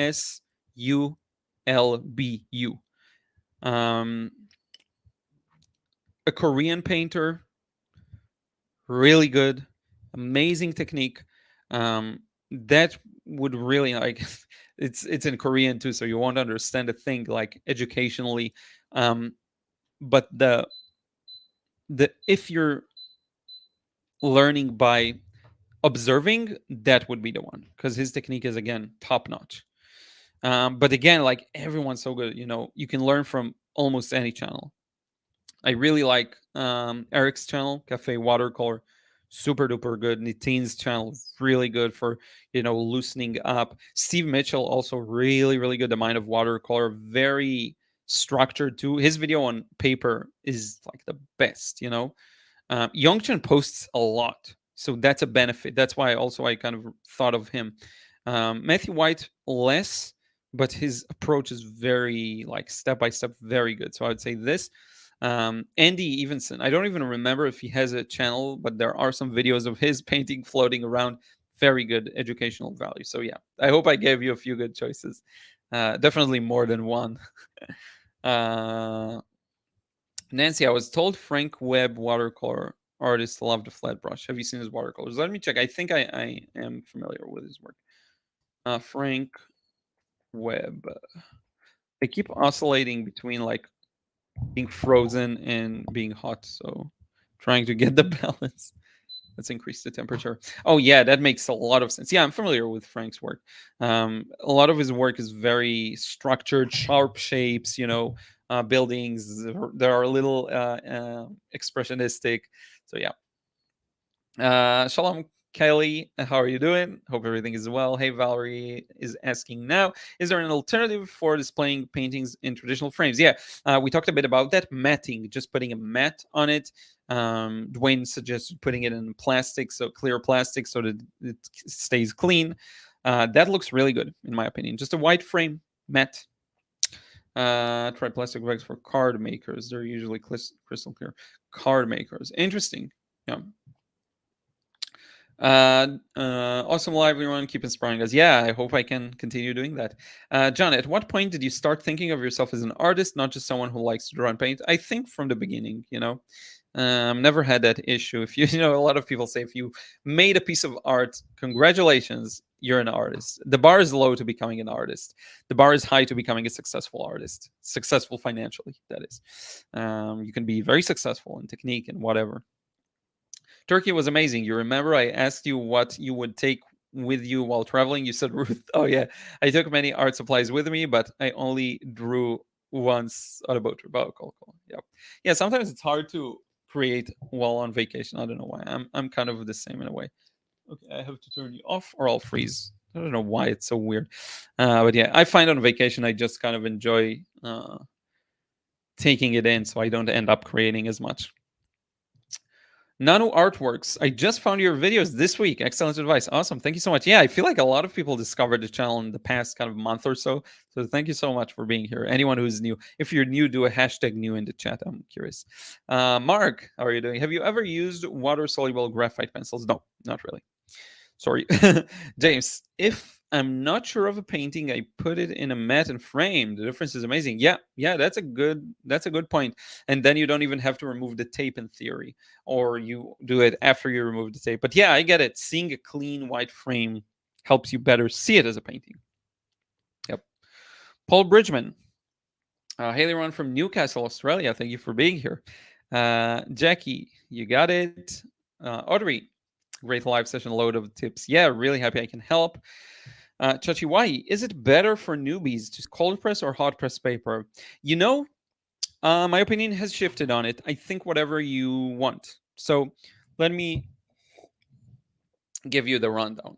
Cold press a little more forgiving, but it does have texture, which sometimes makes it harder to get the smaller details, right? Hot press a little less forgiving, so you have to work with it, meaning using a lot of water. Now, I like using a lot of water anyway, so works for me. And it does allow you to get that pinpoint accuracy because you don't have the paper's texture, which is actually it's significant. So I would say the style you want to paint in, go with that because both of them are a learning curve. When I started with cold press, I could barely get a shape in because I was fighting. I was using too small of a brush, not enough water, and I was really battling the paper's texture. So don't get yourself too tied up to neither of them. Try them both, see whatever you like, and think about what style you're trying to achieve, and just start with whatever. And I will add one more factor to it. If one of them is cheaper, get the cheaper one. If you're strapped for cash, or you're really I'm not sure, get a cheaper one and start with that. You can do great things with all of them.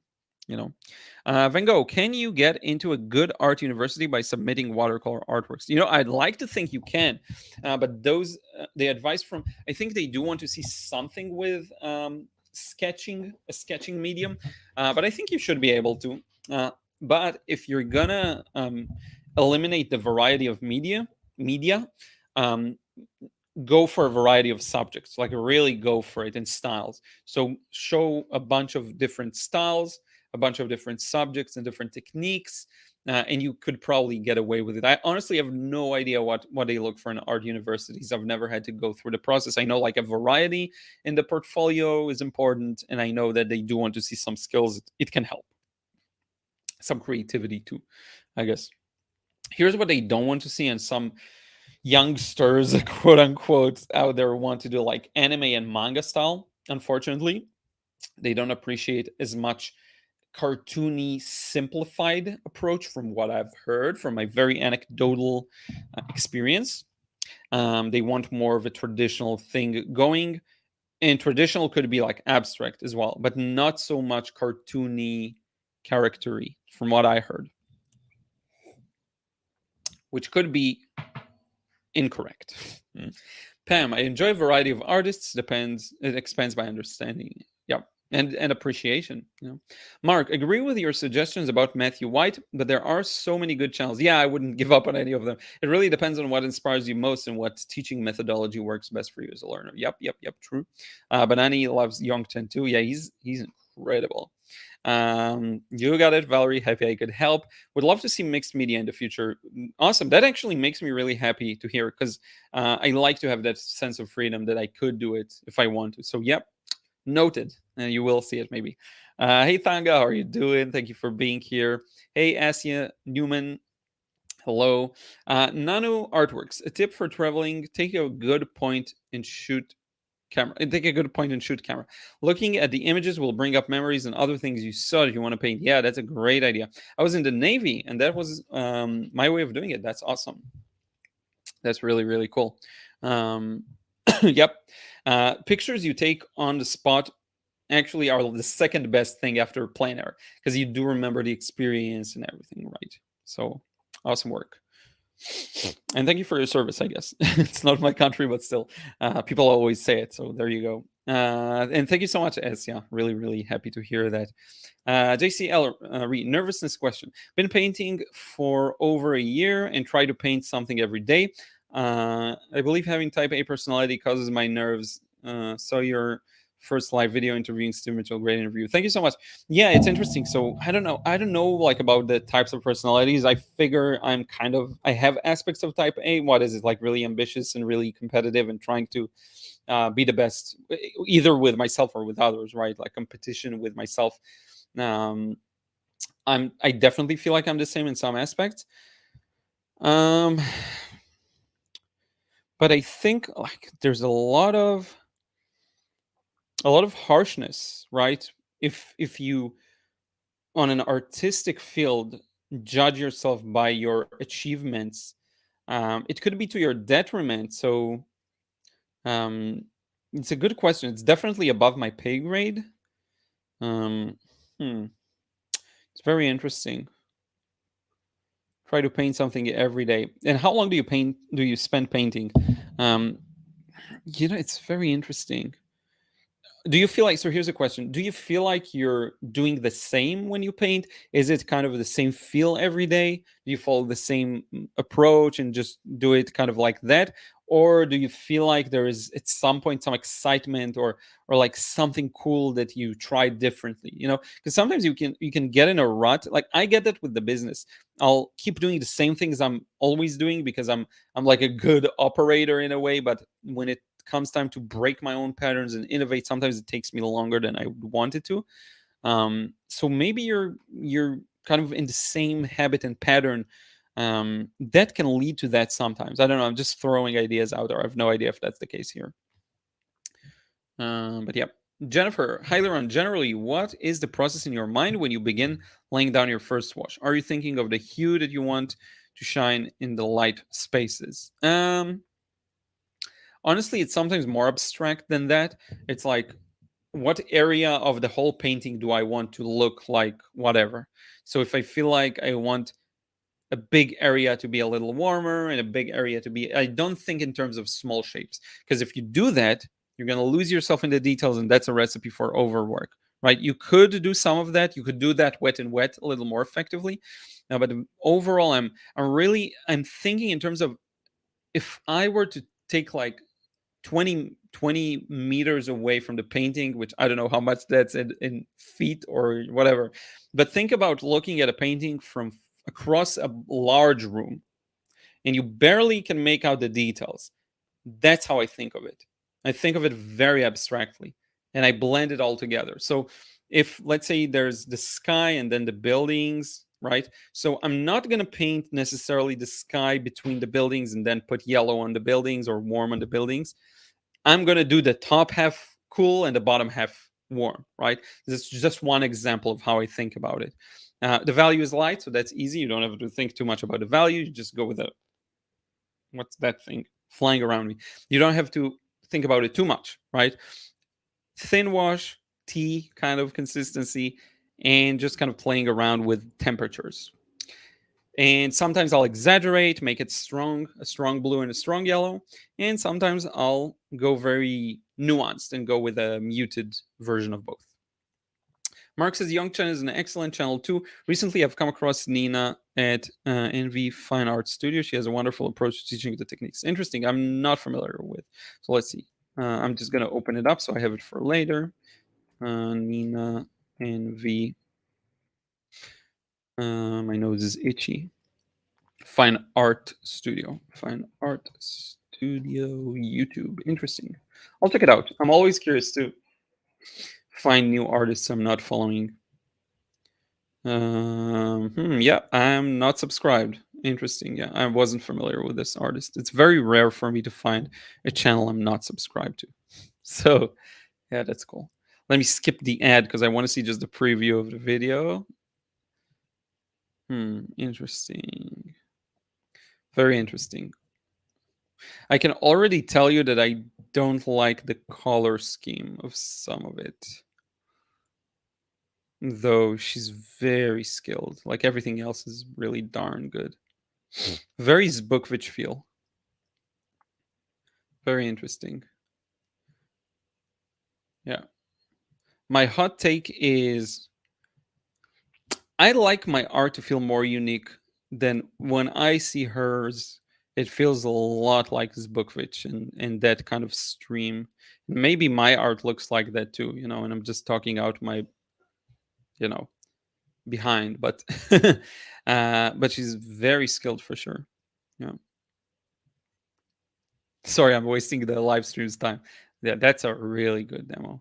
The featured video is really good. Oh, that's nice. That I like. That's very unique. Okay, yeah, so it will depend on the video. That's really, really good. Awesome. Yep. I'm subscribing because I'm subscribed to every watercolor channel, regardless. Yeah, but that's a hot take. I didn't dive deeper. I'll probably have a more nuanced opinion. Chachiwai, thank you. I have been learning so much from your channel. Awesome. Happy I could help. Thank you so much. Um, Yeah, Olga, I think type A is what I mentioned, but I don't know, like very high achiever, overly judgmental of oneself, that kind of a thing. That kind of what do you call it? Um, pathology. So it's like very ambitious, very high achieving, very much in the vision sometimes, like really having a clear vision of what you want, but then being very judgmental and very harsh on yourself when you fall short, having unrealistic expectations of yourself. I did, watch a lot of psychology content and read a lot of books in the past. So I have a kind of thing for it. I know maybe it's that probably. Oh, thank you so much. It's 126 likes, Rachel. Thank you so much. We'll check it out. Thank you for letting me know. Jackie, you need portfolio and then you will go for in-person art test normally whole day. You have to take all tools, which is a little, oh my God, that sounds stressful. That sounds stressful. I told you, gatekeepers make me nervous for sure. 127 likes. That's awesome. Oh man, it's counting. Can we get to 150? I think it'll be hard, but maybe. Patio. I think my grandpa went into art school into School of Art Institute of Chicago with a portfolio of cartoons and illustrations, but I was back in the 40s, 50s. Yeah, back then, I think was much more common too. Yep. Oban's paint brushes. I will do my first Christmas art fair. It's not in a big city. I will paint some postcards. I would love to have an idea of how many different cards should I paint and how many different motifs. Interesting. Yeah. So I'll for Christmas art fair. So it's going to be Christmas themed, I assume, right? Um, interesting. So you definitely will have themes, like you'll do a quantity of this kind of a thing. I don't know what, like bells, Christmas tree, or it's just general stuff. I'm not sure. Like a stack of this, stack of that. I would say paint as much as you can because you never know how much you're going to sell. And I ended up sometimes selling through like all of the best paintings at the art fair and staying with like the mid tier kind of thing. The paintings are really good, but like I feel like some are guaranteed to sell. So I'd say make more than you think if you can, if you have time, if you have the space to store them in case you don't sell them. I would make more than you think. How long is it going to be? Not in a big city, so like how busy the area itself is within the city. Are there any unique features to the city? Is there a local monument or something you can include? I would do a bit of everything because a bit of, but a lot of everything, as much as you can of everything, because you never know. Good luck. That's to me first art fair is like a learning experience, right? It's you never know if it's the first time doing something. I had no idea in the first couple of weeks of doing the art fair here. It takes time to, so don't feel bad if it doesn't go your way or like all of that. But you may be surprised and you end up selling a lot more than you think. I had another point. Yeah. For selling and stuff, I find from my personal experience, it's a lot about being just communicative and talkative. So I would just talk to people there, and luckily for me, I did my English is probably among all the artists in the art fair, dare I say, my English there is probably the best, or maybe close to the best if some of them are American, but I don't think so, or British. I don't think any of them, or South Africa or whatever, all the English speaking places, Canada, I don't think any of them was a native speaker of any of these, from any of these places, or any language. or any whatever. Wasn't a native English speaker. So luckily, that was like a nice break for tourists to try to communicate with people who can't. When they meet someone who can like have a normal conversation and knows a bit about the US or whatever, it's very, it's like a breath of fresh air. So in your case, it's different, but like try and be, I don't know where it is, I don't know what country it is, but talkative, talking to people. When you talk to people, when you let them talk, like that's the big thing. Asking questions, let them talk. You'll find out cool things. You'll know what kind of artwork to recommend to them, if at all. You'll know immediately when someone's not interested, and that's cool. You can still enjoy and talk to people. One thing, another tip I can give you is when there are people around your booth or stall, there will be more people around your booth or stall. So when one person stops, that usually makes another person stop. And the more people you have, the more will come. When it's empty, it's empty. So getting that first person to talk to for a few moments and then attracting a wave of people. And then, they go and then it's empty again for a while. I don't know how long, depending on, whatever the circumstances may be, that kind of a thing, right? So communication, number one, when doing this kind of a thing. That was a lot. Pam, I paint daily. It's very therapeutic. I do many types. Then I like to pencil sketch in the evening. Cool. It's great. Sounds like a great balance. Watercolor, yeah. Jackie, and that's how it's done in Czech Republic. Problem is that there's really, really small number of students accepted, like 9 from 800. That's terrible. That's really terrible. That's setting an impossible standard, in my opinion. It's not medicine school. It's it's art, Uh, that's weird. Chris, good morning from Northern California. Thank you for being here. Ellen James Art. Yeah, I think I'm subscribed. I'm pretty sure I'm subscribed. Yeah, I'm 100% subscribed. I'm subscribed to everyone. I mean, anyone I can. I don't know why the connection is so slow. I'm not even sharing my screen that I said I'd share because there's no need to. There's a lot to talk about right here. Um, Electrocan, you can use a base underglaze yellow instead of a white highlights. Yep, that's how I do it a lot of the time, honestly. Oh wait, I'm not subscribed to Alan James Art. That's weird. I'm sure 100% I was. Well, I am now. I've watched tons of videos. That's so strange. I find that watching too many videos gets me distracted from my own practice. So true. Where's Ruth the cutie pie? She's outside the studio. I don't know where she is. She's chilling in the living room. Mohammed Shan, can you do ASMR, please? I don't think I'll ever do that. Like brush ASMR, brush on paper on cold press. That's maybe an idea. Pharrell Cafera, are you planning to make a new video of what colors your main palette has? Love the videos, by the way, and miss the paint show. Yeah, that would be a good idea, actually, just to show the palette. And I've been asked about this. I'll do a screen capture. I have been asked about my palette. I should do like, here's my palette, here's what's on it. I'll do that. It's an easy video to film too. Jamie, would you sell an illustration painted with kids or student grade watercolor? It depends. If it's gonna fade and it's not light fast, that is a problem. I never sold a painting that was based on that. Maybe it had a touch of it, but not like the thing wouldn't change with time. Um, hmm, I don't know. If someone really likes an illustration and they know that it was done with simpler materials and it may fade within a year or two, then yeah, sure. If you're transparent about it, but it is a bit of a problem, I think, when it just fades or shifts colors. If it's not too significant, I don't have a big problem with it. And I think people expect things to age, generally speaking, but problematic. As long as it's transparent, yes, I would sell whatever people want. But yeah. Ruth Grinning, how can we send you a picture to paint? It's really heavy clouds, almost black thunder, and not yet raining. You can send me an email to Liron at lironyan.com and I'll take a look. I may paint it, I may not, but I'll take a look. Marjorie, selling at craft fair make different price points. Yeah, that's a good idea. If you can sell anything at $5, even bookmark, you will recoup. Table price. Yeah, that's a great idea. Actually, I didn't even think about pricing. Yep, have at least a few tiers. Right.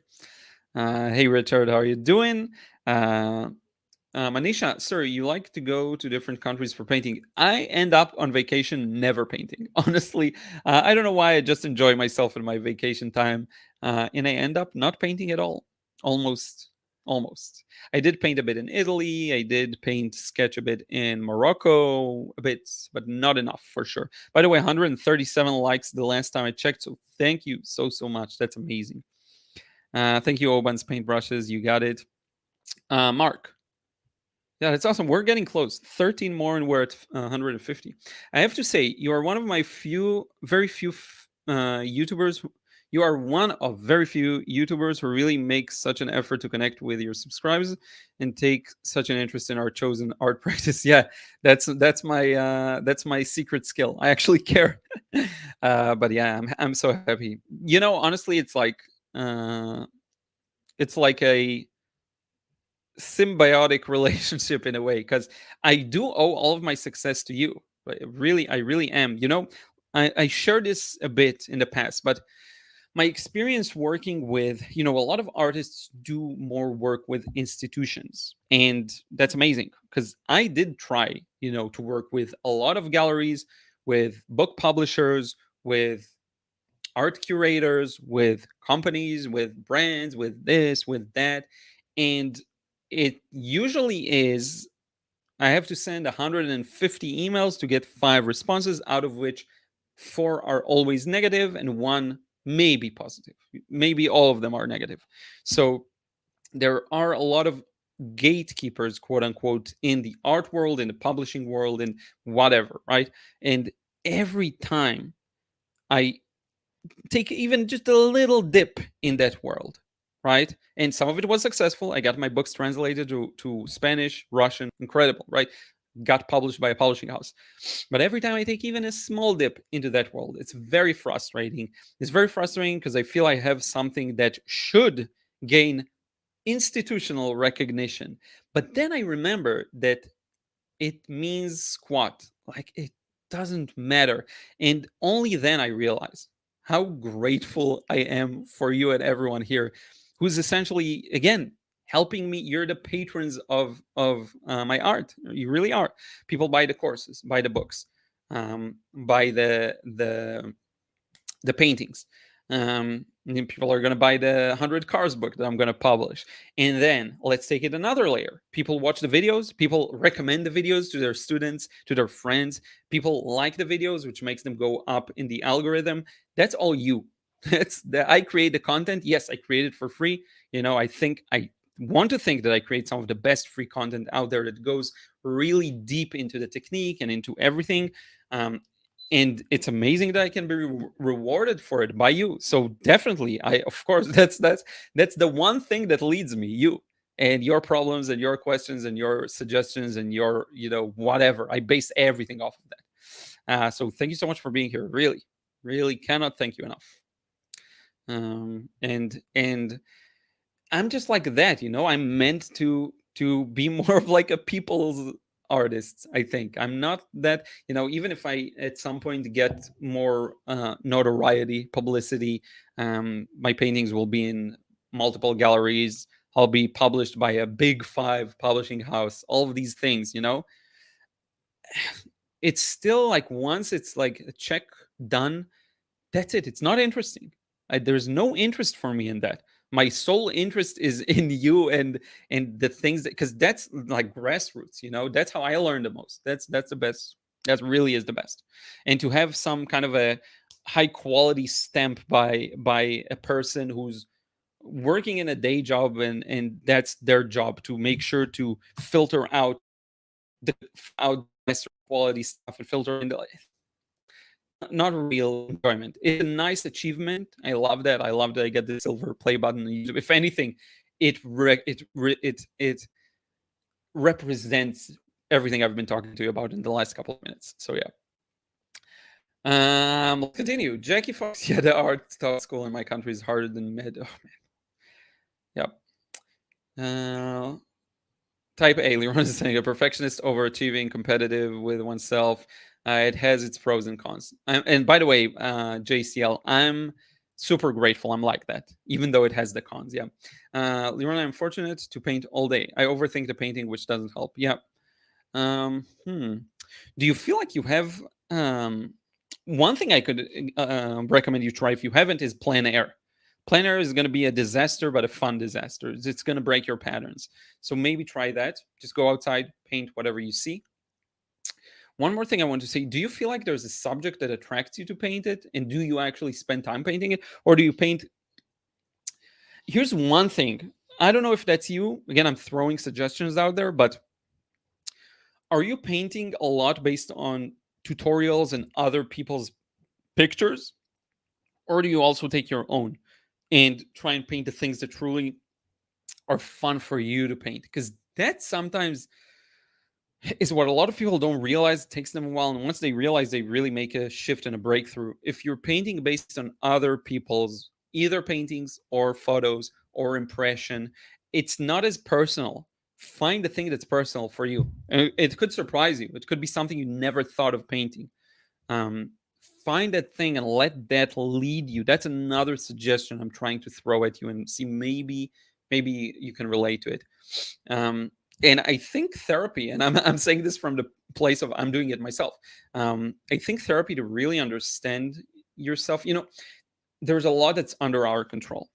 Our feelings and our good feelings, that's a lot of the time under our control. You can decide to feel somehow. If you right now close your eyes and do a bit of guided meditation or breathing session, and think of the last time you felt very excited and happy towards something, whatever it is. It could be in the context of family, friends, art. If you do that exercise, you'll encounter a memory that makes you smile. As you close your eyes, you're smiling. You can generate that same feeling when you paint. It's in there because right now you generated it based on memory only. If you recall that memory as you paint, you can bring it back. So my point is, there's a lot that's within our control. It's needing to learn the tools to help you, because you're very achieving. Only the sole word overachieving, that's a very type A thing to say. Overachieving, not ambitious. You know, because you are ambitious. It could be looked at as a positive thing, but we choose to look at it as overachieving, over ambitious, right? That's the pathology of type A in a way. Yeah, I'm not a psychologist, none of that, but from my experience, from reading, from doing therapy myself a couple of times, I do therapy. It really, really helps. It really helps to better understand yourself and then to get rid of things that bug you. It just works. It just works. NLP, I talked about it in a previous live stream. NLP, neuro-linguistic programming. It works. It actually works. I don't know how scientific it is, but it actually works. It makes a change in your brain. So that's another thing if you may consider doing to solve it. John, UK artist Howard Jones is worth checking out because his loose style and approach to painting. Howard Jones watercolor. Let's see here. Don't know if I'm familiar with him. I'll check it out. Blah blah blah. Ad. Skip the ad. Did you notice I have no ads in most of my videos? By the way, uh, I'm trying to show off because I do have in some. But yeah, let's skip ahead and see. So yeah, I know this artist for sure. Yeah, he's good. Very interesting style. Very interesting style. We'll look into his work more later. Jamie, have you ever painted over a surface treated with the watercolor? Yeah, no, never had a chance to. Yeah, it's going to be interesting to paint on a canvas. Yeah, yeah, lollipop. Oh, okay. We'll get to your question. 1 second.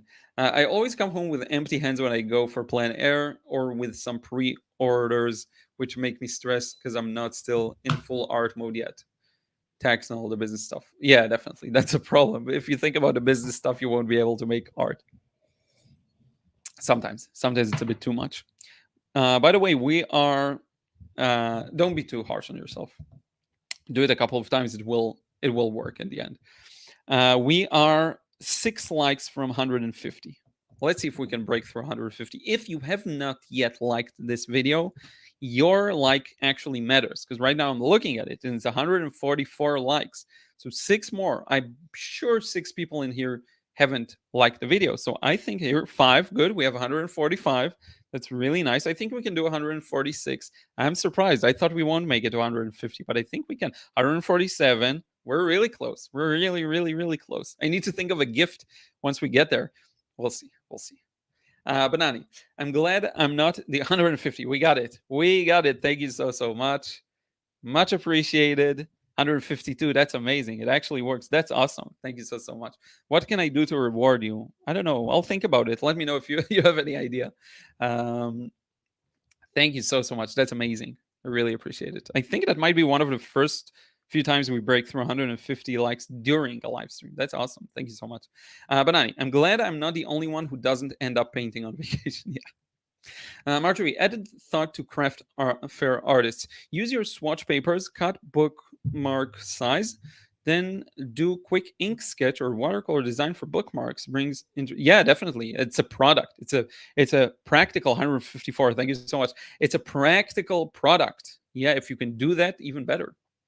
Yeah, lollipop. We got there. Have you ever told us how to use paintbrushes, like actually the brush control technique? Yeah, I actually have a few videos on that. If you search the channel for watercolor brush technique or brushwork technique or my top brushes, I also did a bit of a demo. One more thing you want to look at is a video called Handling Paint on the Palette. You can also go to my videos and filter by most popular. It's going to be somewhere there in the top 3, I believe, rows.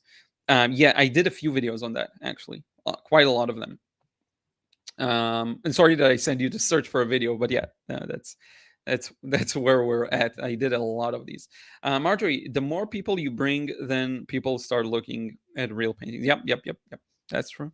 It's like the herd mentality thing, which is a good thing. Works in your favor. Joanne Johnson, afternoon. Thank you so much for being here. Much appreciated. Olivier, hey, dear Liron, when will you meet Alvaro, Joseph, Pablo, Armand, Michael, Andy, Thomas, and relate to us? Maybe your video. You talk about their vista and feeling I'm not sure what you meant there, but like actually meeting them, interviewing them, documenting. That'll be awesome. Or an interview. Yeah, definitely. I would love to do that. I did interview Andy. I wanted to interview Thomas. We'll see if I get there. Thomas Schaller, Alvaro's book. But yeah, I should reach out. I feel like there may be another wave of interviews coming up. We'll see. It's just a lot of mental effort. Travis Noble Art. Hello, Liron. Great advice. Starting with the feeling. The hardest subjects to draw paint are the ones we don't feel much about. Yep, that is true. That is true. That's the number one thing. Go for things that excite you to paint. Right? If you don't know what it is, go for something you never tried and you'll find out. Rachel with the count. Pat Irving, hello. Thank you for helping us. I know colors, and by the way, Pat, it's been a while since I've seen you here, I think. I know colors don't really matter, but my colors are always too garish and clash. Help. Yeah, I would have to see it to really know, but my feeling for you right now is one thing you can try and do is first off, try doing duochrome, so like a French ultramarine and a burnt sienna. So you have warm and cool. That's surefire way to get a bit of balance in. One more thing I would say from the beginning of the painting, make a decision to never use any pure paint so that they won't clash. Choose one color where you allow it to stand alone, like a yellow or a red or a blue. But then for everything else, mix all 3 primaries so that you get a neutral color. Never have a pure blue. Always use a very grade blue. Never have a pure red. Always use a grade red. But then use a bright yellow. Or do the same thing with the other 3. Have one dominant color. For all the rest, always neutralize them. Always. I don't care if you can even paint with black and yellow or black and red. I don't care. I want you to have everything else neutral. Learn to introduce one color in a more, stronger way. That and do the duochrome I just said, warm and cool. That will work. Yeah, we're in the count here. Richard, thank you so much for the super sticker that I don't know why it's not showing properly. It's so strange. It should show something, right? If I'm not mistaken, but thank you so much. I really appreciate the donation. That's amazing. Thank you. Yeah, I usually don't even mention that and people don't donate because I don't know, but thank you so much. That's amazing. Chachi Wai, have you painted on Aquabird? Not yet. People ask me to, not yet. Um, and thank you so much, Rachel. Much appreciated. Maybe I'm not seeing the super. Oh yeah, okay. I see it here on the live stream. That's amazing. Critical hit. Oh, that's cool. Yeah. Okay. I never saw it in the interface of StreamYards, but now I see it on YouTube. That's amazing. Thank you so much. Um, much appreciated again, Rachel, Richard, and for the first ever and Rachel, the previous one too. Thank you so much appreciated. Let's see where I was. Hopefully I'm not going to lose my spot here. Yeah, Eli. Lol, I paint or sketch at work, meetings, everywhere, at work, home, vacation. That's amazing. That's amazing. Yeah, some people are like that. That you have a great growth potential. I will say that. It reminds me of Kim Jong Gi, the sketch artist. He's amazing. He paints everywhere. He painted in the military. It was an inspiration too. Like it's crazy. Yeah, I'm not one of these people for sure. I need my like moments to paint. Pam, I have an art Facebook group. I want to interview you. Yeah, definitely. Let me know. We can do that.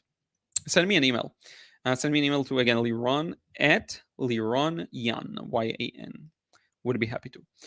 Zaid, is using Shutterstock tried images as a reference or posting it piracy?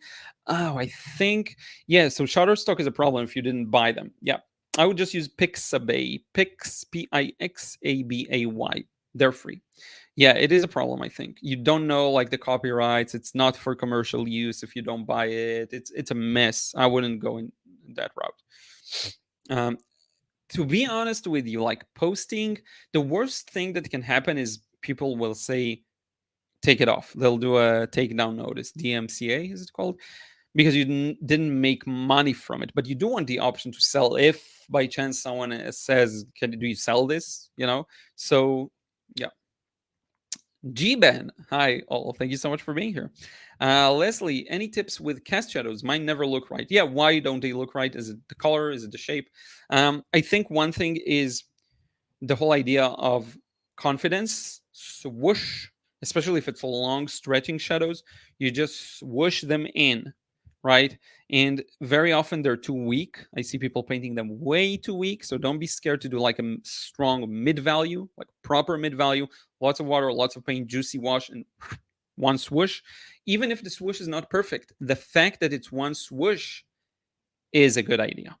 Okay, and I'll have to see to really understand, but yeah, that's my feel for it. Just confidence, just do it. Do the and rotate the paper. If it's a vertical, sometimes it's hard, so rotate it and do it like horizontally will be easier, kind of my feel. But yeah, let me know if that helps. John Idna Thelwell, the most important thing I learned from you is value trumps colors. Yep, definitely. And again, colors play an important role and they can make something like wow. But especially in the beginning, focus on value is very effective. Very effective. Um, my aunt's name is Edna, by the way, so that's cool. JCL, Liron, you hit on something. I paint mainly fashion and accessories and some architectural pieces, but always from other people's photos. That's the thing. I'll start taking my own pics. Meditation does work. Plein air, yeah, plein air, plein air. Nervous smile. Plein air. Your own pics. These two things together will do wonders. Even if you're nervous painting plein air, just walk around town, whatever. Take a picture and paint it back in the studio. But like, take a good look at the view, absorb it, take a photo, take it home, and then paint it. It will do you wonders. It will be yours. It will feel yours, and that's much more encouraging than painting someone else's, thing. You got it, Pat. Happy to help. I got it. Jed Haynes, I find it hard to start when I take on a specific project as a favor or commission. I find it easier just to paint my whims. That's very natural. We often seek freedom. I don't know if all artists are like that. I'm like that. I barely do commissions. You'll have to really ask for something that interests me on a personal level, and I feel like the reference photo is perfect. And is the video choppy? Okay, the audio is okay. So that makes sense. It's something that maybe you don't want to change. Maybe that's how you are. Now if you need the money and all of that, maybe you do want to develop more of a love for whatever it is I'm going to paint it, right? But I'm going to pause this video. Maybe it's slowing down the connection. I'm not sure. Whatever. But yeah, that's kind of my 2 cents on that. Maybe it's something you're okay with, and that's how you are. That's just how you are. I don't know why my computer is suddenly slow. That's so strange. Um, Oh, I actually have a feeling. Let's close this for a second. Let's close this window. Let me try something. Maybe it'll help. Sometimes my computer goes into a loop and then it slows down. You know what? I updated my Mac a while ago, and it's like the worst thing I did. It's so annoying. The Mac updates the Premiere, all of my Adobe software. It's worse now. It's slower. Whatever. We'll deal with it. Jackie Foxy, AI will give us more time so we can all focus on art. That is my prediction. Yeah, that's a great way of looking at it. We need more Lirons. Thank you. Um, Kong Kona, I'm stuck at intermediate level. I don't know how to improve more. Can you suggest any tips? Actually, what I just suggested to JCL, plein air, and take your own photos. Sometimes we get stuck in intermediate level when we paint from online photos. But once you take your own photos, you're able to bring something new to the table. Try it out. I think you may find that it helps. Make it your own. That intermediate level is when you're good at, to me, right? I don't know if that's you, but when I'm good at following tutorials and I'm kind of okay with pictures I look at, but something is missing there. There's no soul in it. It doesn't feel my own, and it feels mediocre. Try it out. Take your own pictures and paint them. Try Planner. Now, one more thing I can throw in there is take a step back to take a few steps forward. What do I mean by that? When you take a step back and maybe decide to work just black and white, or maybe you decide to work just with duochrome, blue and orange, or maybe you decide to work on a simpler subject matter that has three big shapes and all the work is done within those shapes. That can really help you, because then you'll, instead of focusing on the whole thing as a big painting with tons of different shapes, you focus on a specific vertical, like a skill or a subject. So for example, I'm imagining right now like a bell that has a big shape of the outside of the bell, the inside you see a bit of it, and the background, and then you focus on the fun of doing extra details on the body of the bell or the background or something like that. You can focus on big shapes and focus on the technique and really look at the brush and enjoy it, and enjoy what the paper does, the paint does on paper. That kind of a thing, you know, will bring more soul to it, and it will bring out more from you, right? And taking a step back, working just black and white, that's going to improve your skills for sure. A few things throwing at you. Nano artworks. Have you ever considered doing digital watercolors? I have been playing with it and it is enjoyable. I wait for a video that I'm going to post probably next month, hopefully. It's a nice sponsored video. You heard it here first time properly. I am doing a sponsored video with a brand I love. And it's going to be digital, and it's going to be fun, and you'll see. So yes, I have been playing around with it. One amazing thing is it improved my color matching. I don't know how exactly, but it did. So yeah, I'm playing around with it. Thank you, Richard, so much. Thank you, Pam. Marina Borrell, how are you? I was painting for the last year, and I realized I just recently how much using good paper made a difference. Yeah, I heard that experience from a few people lately. They upgraded their paper, big improvements. Yes, the one thing you want to upgrade first is the paper. Um, and yeah, you got it. Thank you so much for being here. Tammy, thank you so much for another donation. I really do appreciate it. That's incredible. Like really, that I think that's the most donation rich live stream I've ever had. Thank you so much. This is gonna pay for Ruth's food, pay for the bills, pay for everything around here. Thank you so much. Much appreciated. Nito Arts, hello, sir. Hello yourself. Thank you for being here. Jamie, people in the chat, can we all say what's our favorite watercolor paper? Mine's Concern, like Royal Heritage Cold Paper. Yeah, I'm interested in seeing. Let's see what people say. Marina, I'm selling at an art fair. Any advice for a first timer? Yeah, that's amazing. We just talked about that.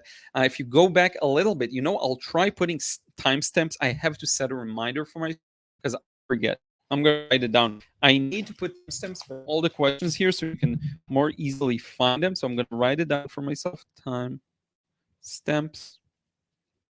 Um,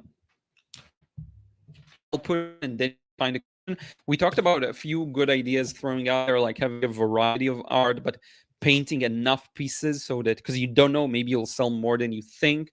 My personal tip was, and sorry if the video is choppy, it looks a little slow on the connection side. My experience was talking conversations with people, asking questions that people want to tell you what they're after, and that way you know very soon if is this person going to buy or they're not at all looking for what I have to offer. um, Pricing, have a bit of a range so that people can buy something maybe extra cheap. Marjorie had a few really good suggestions in the chat. Doing something practical like bookmarks that people can use in addition to just paintings. um, Small, low price tag, easy sells, that people don't have to think too much about. All of these things. To me, the biggest one was that conversation. Like actually having conversation with people is huge in really learning about them and what they're after. Because most artists, it's amazing. When I was in the art fair, I really realized most artists were just super lazy. They didn't put in the work. They were standing next to their booth waiting for someone to tell them, here, I want to buy this thing. No, it's not going to happen. When someone passes by and shows some interest, you engage them. You talk to them. You ask them, hey, where are you from? What's up? How's your day? If they really stare at an art piece, you explain about it a bit. People want that information, not in a pushy way. So these are a couple of the things we talked about, and you can rewind it, and again, I'll put timestamps so you'll find it more easily, and you'll find a bit of a more in-depth answer. Mine so far is Arch, Fluid, Speedball. Oh, I haven't heard of that. And Winsor Newton, Cold Press. Cool. Mark, come on, guys. Like, and also share and copy link. Give it if you don't send to anyone. Really? Just copying the link helps. That's incredible. I didn't know that. That's funny. And yeah, that's amazing. Thank you so much. So many likes. Banani, good tips. Plein air. Your lives give me a new painting energy. I lost it a bit. Thanks to everyone. Yep. It's okay to lose it. It happens. If you detach the emotion of like it sucks to be out of the loop and you just go with your desire to paint, you will paint. There's one thing I noticed that like we have natural desires in us, but then that layer of judgment is like a mask. It prevents us from really being clear with what we want. If you remove that mask of self-judgment and then being harsh and all of that, and you just look at what do I actually want. Once in a while I have to ask myself, like, what's actually fun for me? What do I want? And then suddenly I'm like, oh, I feel like painting this, I feel like doing that. I don't feel like painting at all. It's okay, I'm gonna sit down here on the sofa and chill for a few minutes. That's fine. But we're so caught up in the self-judgment and different things like that that we don't even see what we want, what will make us happy, and maybe that thing is right in front of us in plain sight. Point for thought. Pat, I was just thinking of going to more simple subjects. I feel stuck. Yeah, that really, really helps. Enjoy watercolor. If you're going to paint this scene, what you're seeing here in the live stream, it's so much. It's such a mess. That won't inspire anyone. Like, paint just this blocky shape and really enjoy putting in the shadow. Like, really look at the shadow. Suddenly, when you look at each shape individually, maybe you feel like varying the temperature on the shadow. Maybe we're like, okay, my enjoyment for this painting is going to be put a bit of cool color, put a bit of warm, look how they mix, observe them on paper. That's really fun. Did you see the painting I did of that tree that's very expressionistic? That's how it happened. I just painted for fun on a piece of paper, had no vision, didn't know what to do, splashed water, poured water, did a bunch of stuff. I discovered something I wasn't expecting. Oh. JCL Liron, thanks for all the suggestions. Yeah, definitely. And there's a lot to go into, like the rabbit hole. Feel free to email me with more details, and hopefully I can kind of give a few more personalized suggestions. Konkona, happy this is the advice was helpful. Rachel Liron, this has been so much fun. I can relate to your videos. Thank you for your contribution to all your viewers. Thank you so much. Very enjoyable, pleasant day to everyone. Yeah, that's a great kind of segue to, soon we'll wrap it up, maybe in 10 minutes or so. I do want to kind of make sure we answer everything, and we'll do another stream with your comments from back then because there were good comments. Dwayne, you're amazing. Your tips are really amazing and helpful. Thank you so much. Dwayne, thank you so much for your support and for encouraging everyone to like the video and engage in the chat. That's really awesome. Can't thank you enough. Banani, Arsh, and another Chinese bread. I don't know. Not Bao Hong. I think Bao Hong maybe. Thank you. Duplicate message. Thank you so much from Canada. My favorite practice paper is Fabriano Fat Pad, 25% cotton. Wasn't familiar with that. I've been using the Fabriano Artistico a bit recently. Langton and Bockingford. Cool. B. Parsons, when I feel stuck, I paint some insanely difficult subject in my sketchbook. Really, it usually works. That's really interesting. For me, I can kind of relate. If I feel like I'm not making progress, I will take on a more complex subject, but I'll paint it bigger and slower, like in parts, in sections. And that patience and like having clear, immediate goals, like fill in this shape, fill in that shape, do this, do that, and I don't have to worry about the whole thing together. That actually helps me. Tammy, you are the only artist with tutorials on that. I don't lose myself. I'm new to watercolor. It has been a struggle until I found you. That's amazing. Then I found me in watercolor. That's crazy. Like finding yourself in watercolor, that's the best case scenario. Best case, really. Jackie Foxy, 15,000 pics per year. I'm a picture freak. Only for my reference. Also, don't be scared. Take bad pics. Yeah, same thing. I take a lot of bad pics. I take a bunch of them, and one of them usually ends up working out. Travis, I always sketch when I watch live streams. I have a sketch of you right now. That's awesome. Feel free to send it to me. That's great. Yeah, it's pass the time. It's almost like I sometimes like to listen to stuff as I sketch. It's the other way around. Banani, the asking OP painting portraits from people paid does block me. I'm kind of freezing now. Asking of painting portraits from people paid. Oh, okay. Yeah, so like commission requests, that's tough, I mean, yeah, that's tough sometimes. It's just not as inspiring to paint people you don't know.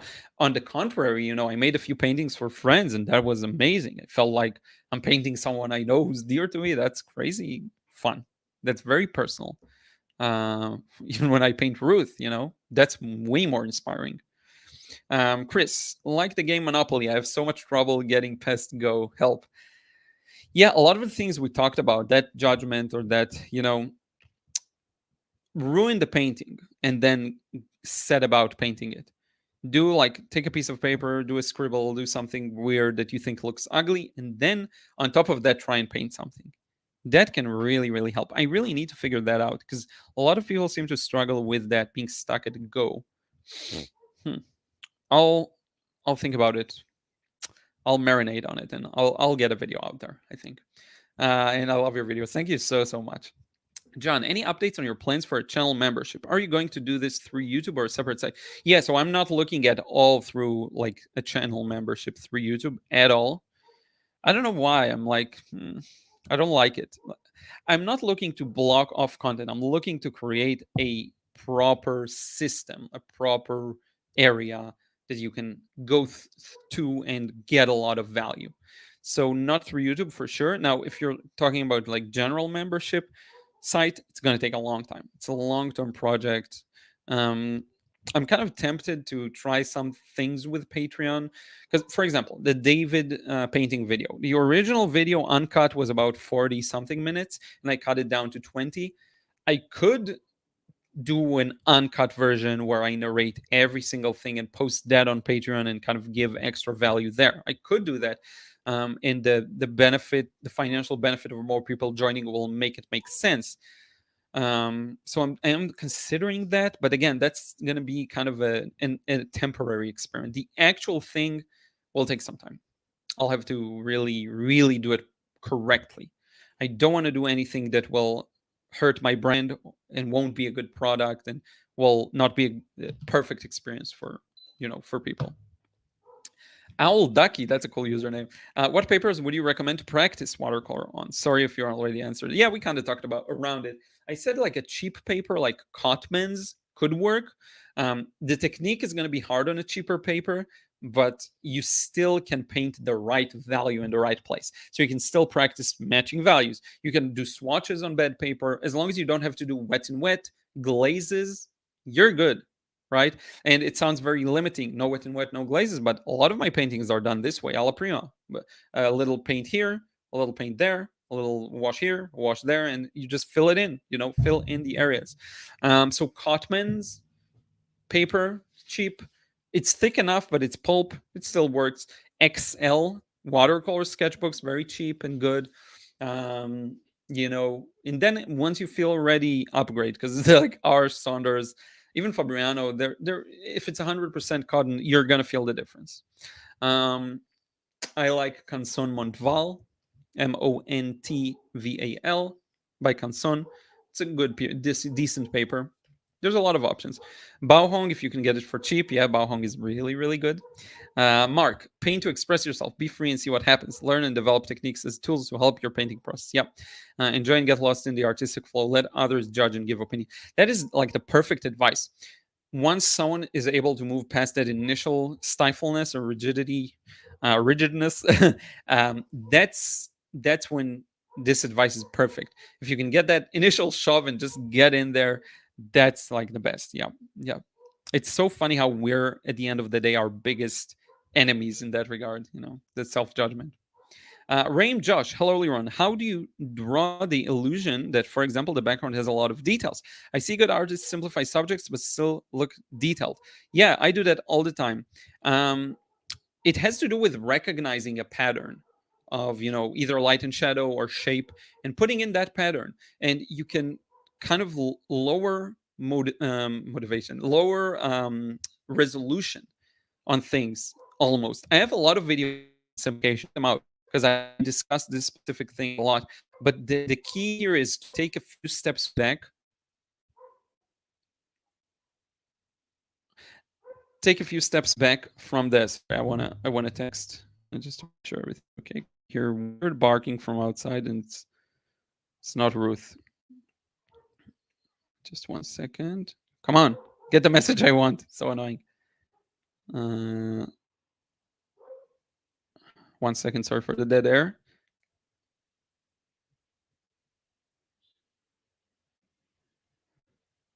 Sorry about that.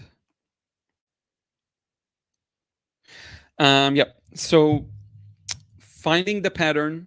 Sometimes it's a bunch of highlights, thin highlights for cars or for buildings, and just painting the pattern, not the actual details in the pattern. Pretty much it. I do have a lot of videos on that, which is why I'll defer to those. Robert, I struggle with painting the perfect landscape sky and a bottom underpainting, then tightening up because the first session is great. This happened yesterday. I struggle with painting the perfect landscape sky and the bottom underpainting, then tightening up. So what? Like your first wash looks awesome, and then the next one is a mess. It's a good question. I didn't address it too much because sometimes things can get screwed up in the second wash. I would say if you can get the sky or a detail like the sky wet in wet, so you can get kind of most of the details in one go.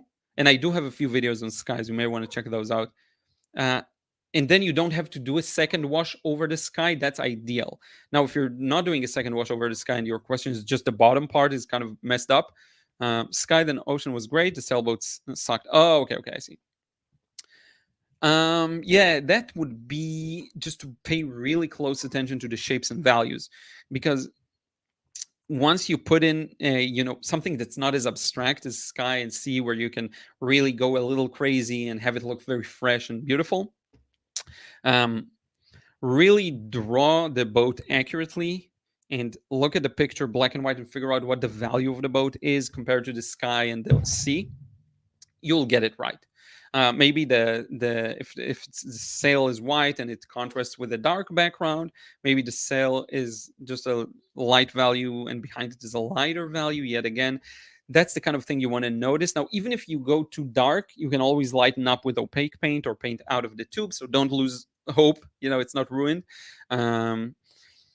And plus, the one thing to think about is the placement of the sailboat. Maybe you don't like the placement. Maybe it's too much in the dead center and it's not interesting. Maybe shift it a bit to the side. All of these compositional aspects, right? I hope that makes sense. I think with that, we've caught up. I need to paint 50 sailboats. Yeah, look at Patrick Lee Greaves's videos. He's so good with boats. Patrick Lee Greaves. I also have an interview with him. He's amazing. But I think we've reached a good point where we can wrap it up. We've been going for about 2 hours, 10 minutes. That's what I usually start to get tired because I talk always way too fast, even though I tried slowing it down today. Once again, I'll thank you. I thank you a lot in this live stream, so I won't go into too much thanks, but thank you so much for being here and making it possible for me. It's amazing. I feel so lucky that I'm able to, live in a time when social media, such as even YouTube, allows me to make art and send it out to the world. And you asked, let's see here. Petya, what do you think of Niaz Hanan? I actually Googled him, her, I don't know, him, I think. I wasn't familiar with him. Very interesting color selection. I'll have to dive deeper. I do see things that are interesting, some things that are a little more cliche, but still look good. Um, so yeah, I don't have a hot take. I'll look into it. I wasn't familiar with this artist. I do see some really good works actually. We'll dive deeper. Is there a YouTube thing too? I'll look into that. Thank you so much for the suggestions for artists. Yeah, super cool sketching style. He likes gouache too. Yeah. Oh, I could tell. I could tell. It looked a little different because I did see a few gouache pieces too. It's interesting. A different approach. I'm gonna watch it. I'm gonna watch a video and figure it out. But yeah, I'm just super sensitive to styles right now, and if I see a style that's repetitive, I immediately notice it, and I'm like, oh, okay. So I see where it comes from. I would like, ideally for me, and I'm sure I have that issue too, so that it's impossible to tell where my style came from. But yeah, thank you so much, Rachel. As for my email, it's Liron. I'm gonna write it down. I can write it on the screen, or I can write it in the chat. Liron at Liron. Oopsie doopsie. LironYan.com. um, Feel free to email me and whatever questions, advice, anything else, critiques. Thank you so much. I will see you next week. There's no video because I posted one on Tuesday. I'm letting it cook for a week. We'll see you probably next Tuesday, the latest, or maybe I don't know. Maybe it'll be a Saturday video, but that's a huge gap. So maybe probably Tuesday. Looking forward to it. Take care, JCL. Keep it up. I know you can do this. It's just attacking it in all fronts. And remember, at the end of the day, art and watercolor should make us happy. So, the ambition and everything is great. Let it pull you to the actual desire, But yeah, this is all I have for you today. Thank you so much. We'll talk to you again real soon. Until next time, take care. We'll talk.